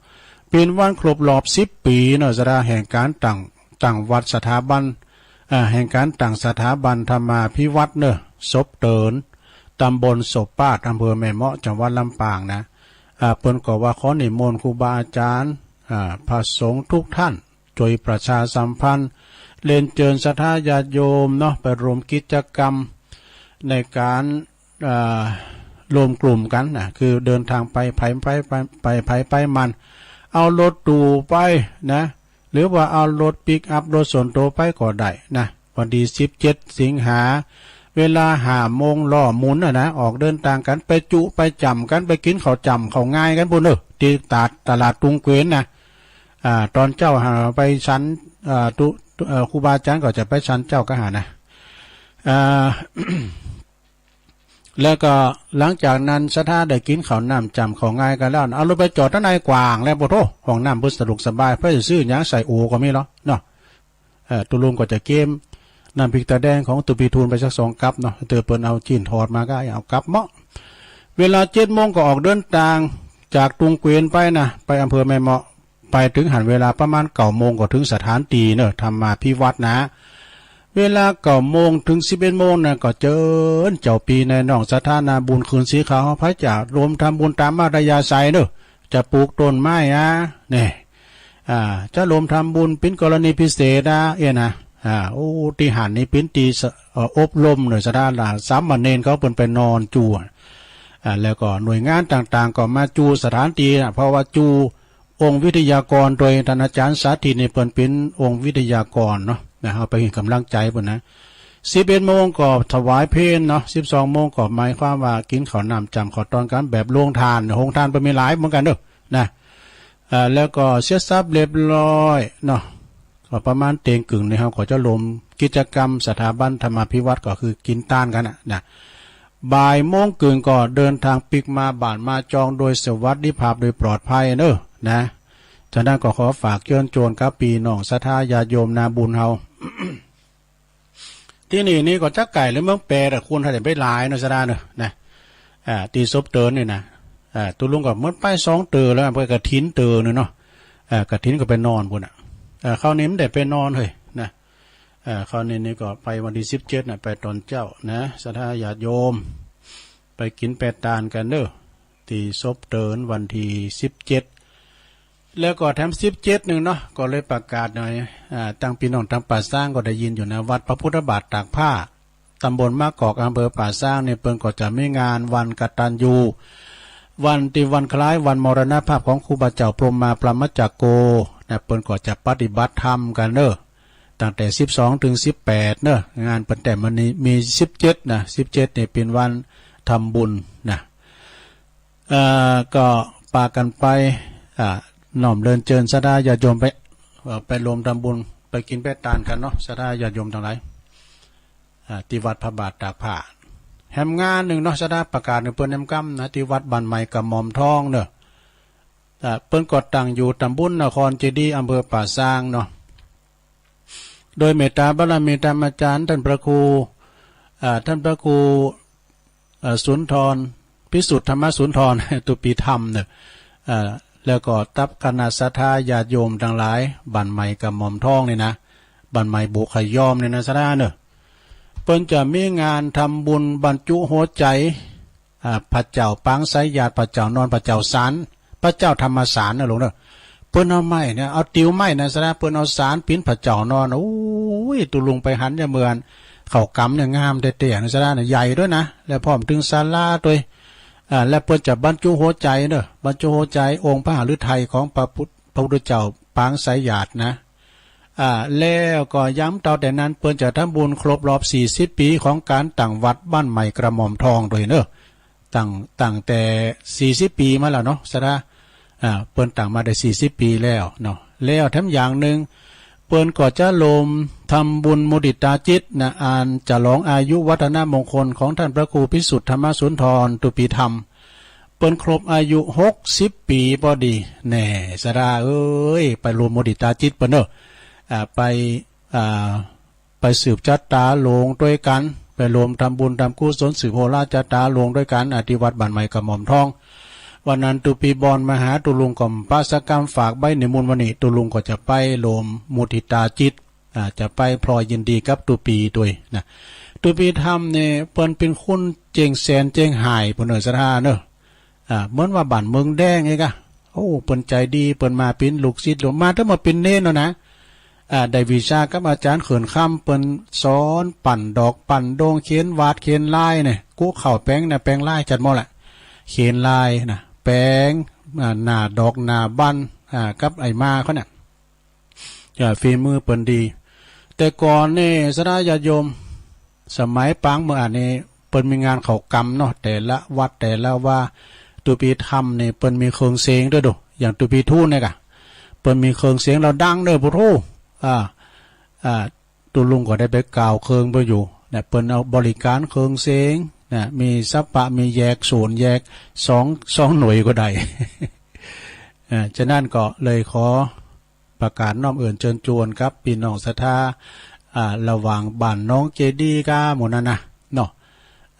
เพราะว่าอาจารย์ท่านพระครูพิสุทธธรรมสุนทรนี่อาวุโสแล้วเปิ้นหมดในตำบลเนอะสดาเนอะอาวุโสหรืออันเจ้าคณะตำบลกันนะ หรืออาจารย์ท่านพระครูวิรุณสุตตการกันนะแล้วก็เปิ้นจะได้จะร้องอายุวัฒนมงคลครบ60 ปีเนอะในวันที่6สิงวันสุมาเดวันที่10สุมาเด10 สิงหาเนี่ยเดือนสระวันฮือในการเนาะวันที่8 9 10วันปุดพอดีนะสระญาติโยมเนอะไปลมพระจะไปเปิดห้องตาลพระจะไปเปิดห้องตาลก็ดีพระจะไปหับพิจารภาพสังก็ดีรวมทำบุญเป็นกรณีพิเศษนะไปมุติตาจิตกับตุปีธรรมนะวัดบ้านใหม่กระหม่อมทองตำบลนครเจดีย์ก็เจอเนี่ยพระสงฆ์ในลาย10 รูปนะลงเนอะนะสายตั้งปุ่น แล้วก็รายงานต่างหลายต่างๆนี่ตุลุงก็ประกาศมันไกลอยู่เนาะประกาศตอนเจ้าปุ่นตอนนั้นเจ้าวันพัดสุกเสาร์เนาะงานข่าวสารงานบุญต่างๆงานกฐินก็มาเป็นวัดแล้วเนอะ ตุลุงก็ยังได้ประกาศเดี๋ยวมันไกลอยู่ออกสาบ่เนาะสะดาเนาะขอบคุณแม่อามอนเนอะบันทาโดยครั้งเนอะอันนี้ก็ทาวอนแต่มื้อน่ะเป็นเพิ่นที่ฟังกันมามื้อแล้วนะแม่สายทองทันยาแก้วอันนี้ตัวแทนพี่น้องหวยการเปิ้นไปแอวที่ปุ่นเตียนซุ่มหอมต่างๆ เปิ้นมัดหอมกันแม่อุ้ยอินแม่สาบเสมิงหนึ่งเดียวคุณนี่เนอะมีไผมีแม่อุ้ยอินเนี่ยนะทำแม่สาบเสมิงนี่นะเป็นตัวแทนแม่อามอนรอบซ้อมเจ้ามันรุดไปก็ขอบคุณตุลุงเนอะที่มาหือธรรมะนี่นะแล้วก็แม่บัวพัดกุลันอันนี้ก็ต้นสานนะเมืองฝางกว่าเนอะวันนั้นเปิดก็จะไป17เนาะปอทันนัดนี่ปูนเปิ้นอยู่อันขวงเป้าหมู่4เท่าปอทันนัดเขาตั้งซ้ายตั้งไต่ในบนฟังหลายนะตั้งแตนคำก็ตั้งเนี่ยอังคันลักเขาก็เนี่ยไก่กับอันสถานีเนาะตั้งขวงเป้าบันลงซบเตะนี่เนาะ แม่ลงปอลงวินน่ะสันขี่เล็กกดฟัง104ไปถึงขามหลายด้อยบ่นะน่ะ104น่ะเพิ่นไกลน่ะฟังไปไกลแม่สมผัดแม่ย่อยสันทรายนี่ก็ฟังตลอดแม่นางอ้วนนะ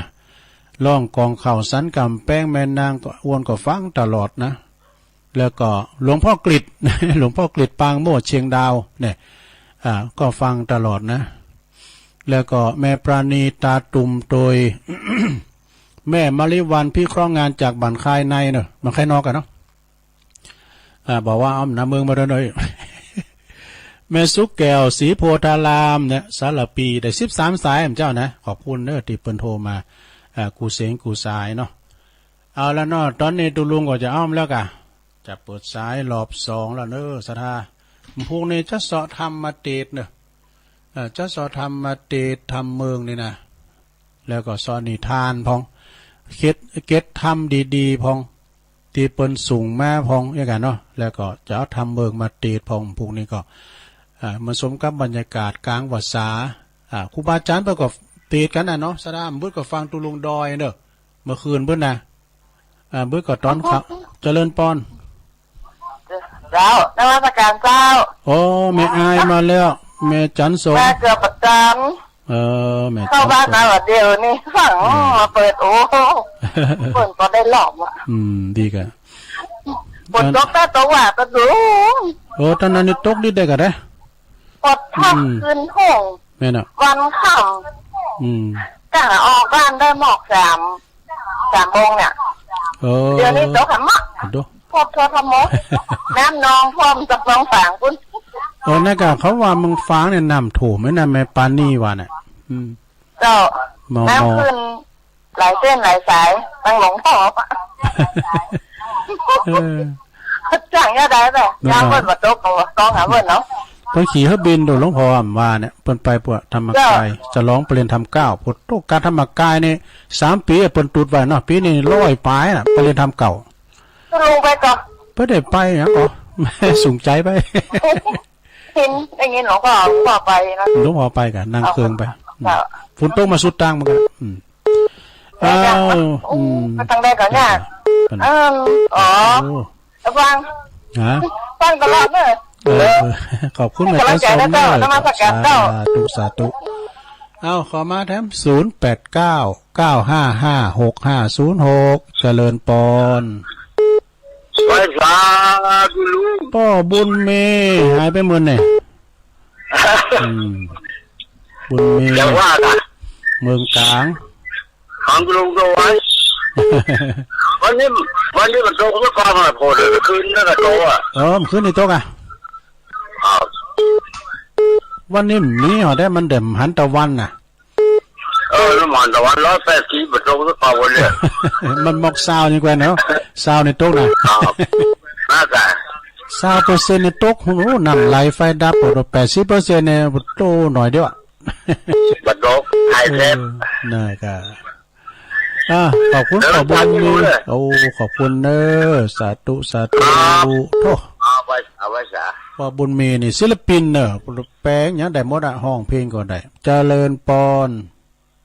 ไว้สาเจ้าจะลุงอยู่ต้องได้ไหมทิมป่าแดดเจ้าแม่ทิมป่าแดดแต่ฟังเลยเจ้าแล้วนะฟ้าโอ้จะลุงโอ้หลังชิลาจิล่ะ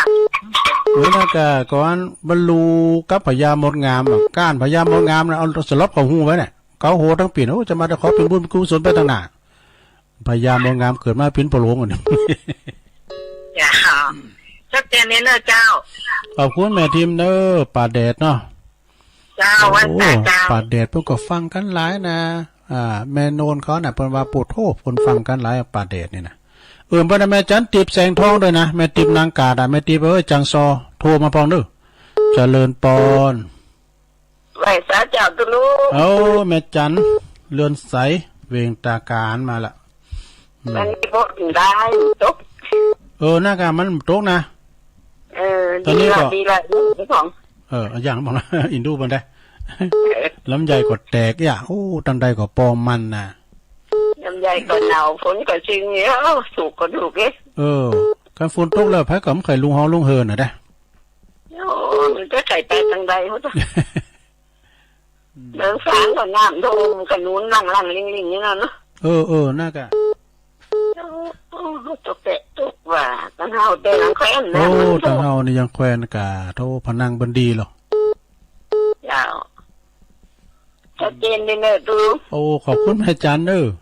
เจ้าสาธุอ้าวเข้ามาแถม0899556506เจ้าอันตัวลุงอันกดใส่ยังมันดังแล้วก็เจริญปอนเจ้าวัสเจ้าเวลาผมใจกันนี่ว่าเวลาวงสายยาเสียงเหมือนก็อยู่แม่เนี่ยแต่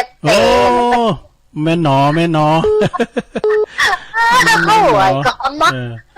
แม่หนอสุแก้วแต่กะอันนี้แม่ตุลงโดแม่ตุปีหนึ่งบ้านดอยน้อย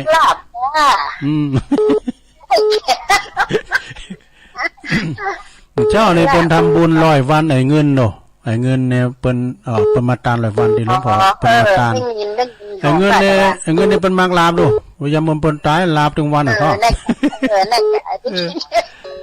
ไอ้เงินนี่ไปอยู่สันป่าแดงฟางกันหน่อยเงินเป็นล้านตาน100 วันเจ้าป่าแดงเจ้าแม่หนอสบายดีเนาะโทรมาพร้อมกะจ้าไม่บอกให้ตอนเปิดนะจ้าคนตีนด้อยเหมือนกันอ่ะจ้ามีตีนด้อยแค่นี้ลูกไปก่อนนะแม่ครูเพิ่งก็นิทานเนี่ยแล้ววันนั้นเราไปละแม่ครูทำได้ยินเป็นวันศีลเป็นมานอนวัดลุงเราเจ้าว่าสาเจ้าเป็นกำลังใจเด้อสาธุแม่หนอสุแก้วแม่ของท่านพระครูพระอาจารย์ประสบโชควิสุทธิธาลีตุหลวงวัดปุ่นกูงูลื่นบนนั่นเนี่ยเจริญปอนแม่เพนก็แม่เพนข่าวเตี้ยชัดเจนเนี่ยนะแม่เพนชัดเจนเจ้าขอบคุณแม่เพนคนสู้ชีวิตเนาะตาจ่างแม่บัวคำเขาก็ตาจ่างก็นะเจริญปอนเจ้าทุลุงแม่หลงสายฝนเนาะจะจบเกี่ยแล้วได้แม่หลงสายฝนแต่คืนแล้วนี่ท่านพระครูไม่ได้มาสักครั้งเนี่ยฟังอันเปิ้น2 ตุนกับอู่กันโมเนี่ยเนอะฟังจนจบแต่วันนั้นเปิ้นได้ไปมันวันที่17น่ะเพราะว่าเปิ้นเป็นเจ้าคณะตำบลนะเปิ้นก็พระบาทเปิ้นมันจะเขตเปิ้นได้เจ้าจะได้ไปมันได้ไปแล้วค่ะก็คงจำได้ไปเพราะว่าเปิ้นอยู่ในเขตฝั่งละปูนไปจะต้องไปวัดพระบาทตากผ้าจะได้เหมือนกันแหละความจริงเปิ้นก็ใจในตัวแต่ว่ามันละทางนั้นก็ไม่ได้เนาะในเขตเปิ้นเนาะเจ้าร่างกายทุกลงเนอขอบคุณเนอแม่ลงเนอสาธุแม่ลงสายฝนจันกุลนะบ้านน้องผ่าขาวเป็นน้องไหลปิ้งขอมาทำหมายเจ้าลุดไปเจริญปอนไปรักษาตุลุงไปวัดตุน้ำเตงจะเอาน้ำผึ้งไปฟ้าตุลุงอยู่เนอเจ้าได้กะอุ้ยอินรอบ2เจ้ารอบ2เนาะฟังแล้วเราได้ตุลุงก่อนเอาก่อนอันนั้นก็เอาผสมกาแฟกินพออ่ะนั่นนะไปเอาไปได้ไปทำเติงจะเอาน้ำผึ้งไปฝากพี่กำลังจะลุงยันนั่นเจ้าเจ้าสา089955560506เจริญปอนแกไว้สาเจ้าทุลุงต้องได้น่ะฟังอยู่เนอแม่พันปะบงเจ้าแม่พันเนาะเสียงเหมือนแม่โยมแม่สวรักษ์ปะบงมือนั่นเนี่ยมาปะบงปะบงน้ำท่วมเจ้าน้ำท่วมมะเจ้าแต่บ้านแบบท่วมมันเราแบบท่วมแต่แม่ท่วมเจ้าน่าก็ได้ยินนั้นวันนี้ไปช่วยไปล้างกันมาแล้วเจ้าอดเอาเนาะเจ้าแล้วเขาว่าเมื่อคืนนี่หมูจะมาเห็นกอถ้ามาตีได้ไปล้างมันเนอะเดี๋ยวเขาว่ามันแล้วไอ้หรอมันยอไปกันเนาะยออย่างไว้ก่อน เอาหัวมันมาเมื่อคืนนี่แหงวันตุลุงเจ้านั่นเนาะมันยังมาตั้งปีเนาะตั้งตุลุงเข้าไปน่ะมันมืดขนาดเดี๋ยวนี้มืดหมดเลยตอนนี้ก็มันตะวันน่ะมันร้อนเหมือนกันนะตุลุงก็เปิดพัดลมไปกันมันแสบตาก็ปิดไปกัน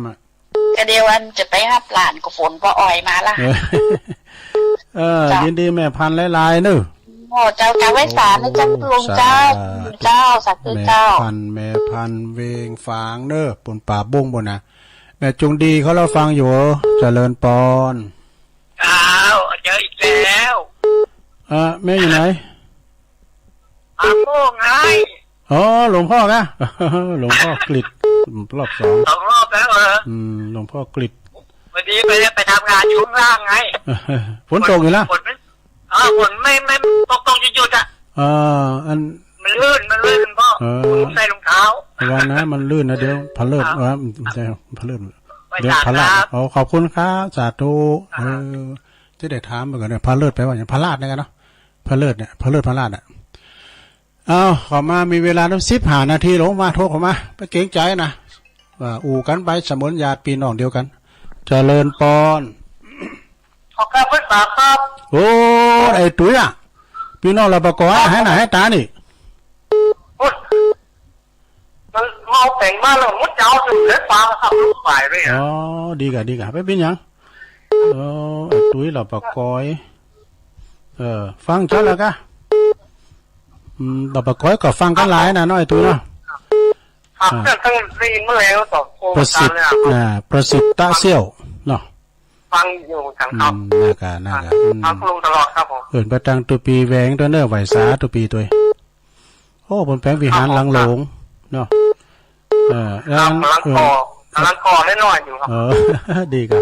บนแปลงวิหารประตังอาจารย์อินสมเนียมทางโดยประครูครับผมครับต้องระบก้อยเปิดฟังกันหลายนะเนาะครับหลายอยู่ครับผมระบก้อยพอฟ้ากับมีทางบ้านลุงเนี่ยลงไหลประกอบฟังนะครับนะกะประตังงานนานตัวเนี่ยนานอุดสั่งก็ฟังอยู่ครับเนาะแล้วก็แก้มร่ำได้โพครับปียันขอบคุณไอ้ตุ้ยหลายๆเนอะผมเสื้อมันจับบอกหลังเสื้ออ่ะคุณทำงานเนาะแต่ก็มันอิดแต่มันก็รับดีจ้ะสาธุโทษครับขอบคุณมากครับผมวันนี้กับปิ้นโจกดีไก่ตุ้ยโทรมาตัวแทนพี่น้องหลับปะก้อยดังทั่วประเทศเพราะไก่ชนหลับปะก้อยเจริญปอนมาขกาดยาวรู้ยายพรมารอบสุดท้ายแล้วยายพรย่อมเจ้าเขามาเลงแล้วมานี่ยายพรเจ้าไปแล้วล่ะลองโบแดงลองโบแดงเนาะจันชัดเจนดีอ่ะชัดเจนดีดีกะมาแล้วเจ้าดีกว่าเจ้าฝนตกเหรอดีกะลูกจะตัวเนี่ยมันมืดได้เนาะจะพูดมือกัดกันได้อยู่นะพุกไว้วากันเนอะนะพุกว่าเดี๋ยวมันจะหมดเวลาแล้วเนาะเจ้าโทรมาติดหลังไม้เด้อว่าจะเอากรสักกรรมไหนเด้อเจริญปอนไว้สาครับว่าจะบัดโซเหตุครับรอบ2น้องเบลน้องเบลนี่รอบแรกถูกครับ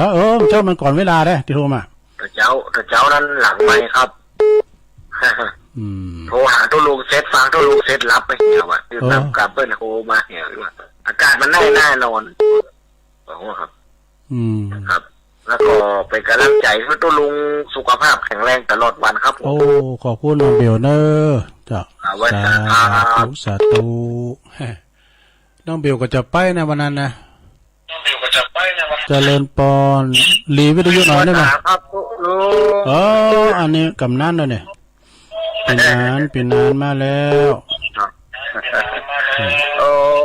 บรรยากาศหลายวันเนาะ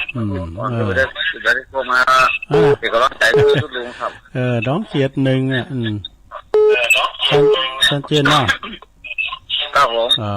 เดี๋ยวขอบคุณวินานหลายๆด้วยครับผมเป็นกำลังใจตลอดครับผมสาธุครับผมในน้องเขตเนอะเป็นอยู่น้องเขตปีนานซิกใหม่นะ วันนั้นปกติจะไปกับเมื่อกับนั้นไปด้วยกันเนาะเจริญปอนพี่แหนมทุกพี่ผมนะผมทุกพันนะโอ้ทุกพี่พันครับผมมีหน้าไม้นะมีอย่างพี่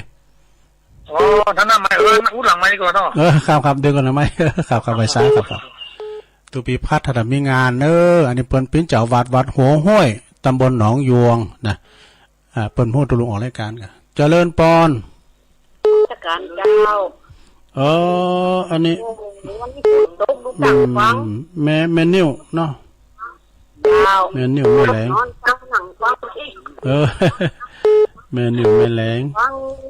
ปีก่อนฝนตกวันข้ามขึ้นหูน่ะกะแม่อายน้ำท่วมในสวนหมดดีกะอันนั้นกลุ่มมือกันต้องใส่น้ำง่ายๆเนาะเจ้าสาธุเลยเอิญประดามปูรอสีแม่สีจมสีโน่นเขาก็ได้โถมก้าประดาหน้านุ่งสูงซ่องเราปลอดภัยหน้าคำเขาตั้งห่างต่ำเจริญปอนเจริญปอนอยู่ตั้งได้ปอออกโหลอยู่ต้องดิบนี่วะโอ้ปเล่งถากะปเล่งถากันทาเนี่ยโดดดุงในเม็ดน้ำดิบน้อยตั้งตลอดลงเลยโอ้ดีละเด้อขอบคุณหลายๆเนอะปเล่งเนอะว่าซื้อน้ำแดงไม่เอาเนี่ยถูกหักตัวแดงไม่เอาค่ะแดงน้องโยงนะ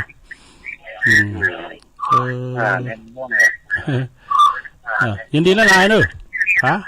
ปเล่งถาสาธุอยู่ดีมีซุปเหมือนกันเนอะโอ้ขอบคุณนะอันนี้ก็มื่อละอันนี้เป็นเปิ้นมิตรสหายเก่าตัวลุงนะเปิ้นก็เป็นปอเล่งและเล่งงัวร้าย10ตัวกะอยู่ดุงนิมิตน้ำดิบน้อยแถม2สายมาพายจะโทรเข้ามาเอา27สายแล้ววันนี้สายกุนนะสายกุนแต่ผู้กอมาอยู่เนอะสถานเนอะวันผูกเชื้อสรธรรมมาเตะถึงแม่ลงฟังทำเมืองเนี่ยกะเนาะวันนี้นี่พระอาจารย์เน้นหลักทำเต้นเปิ้นจ้ามได้โทรมาหรือว่าเปิ้นไปธุระตอนใดจ้า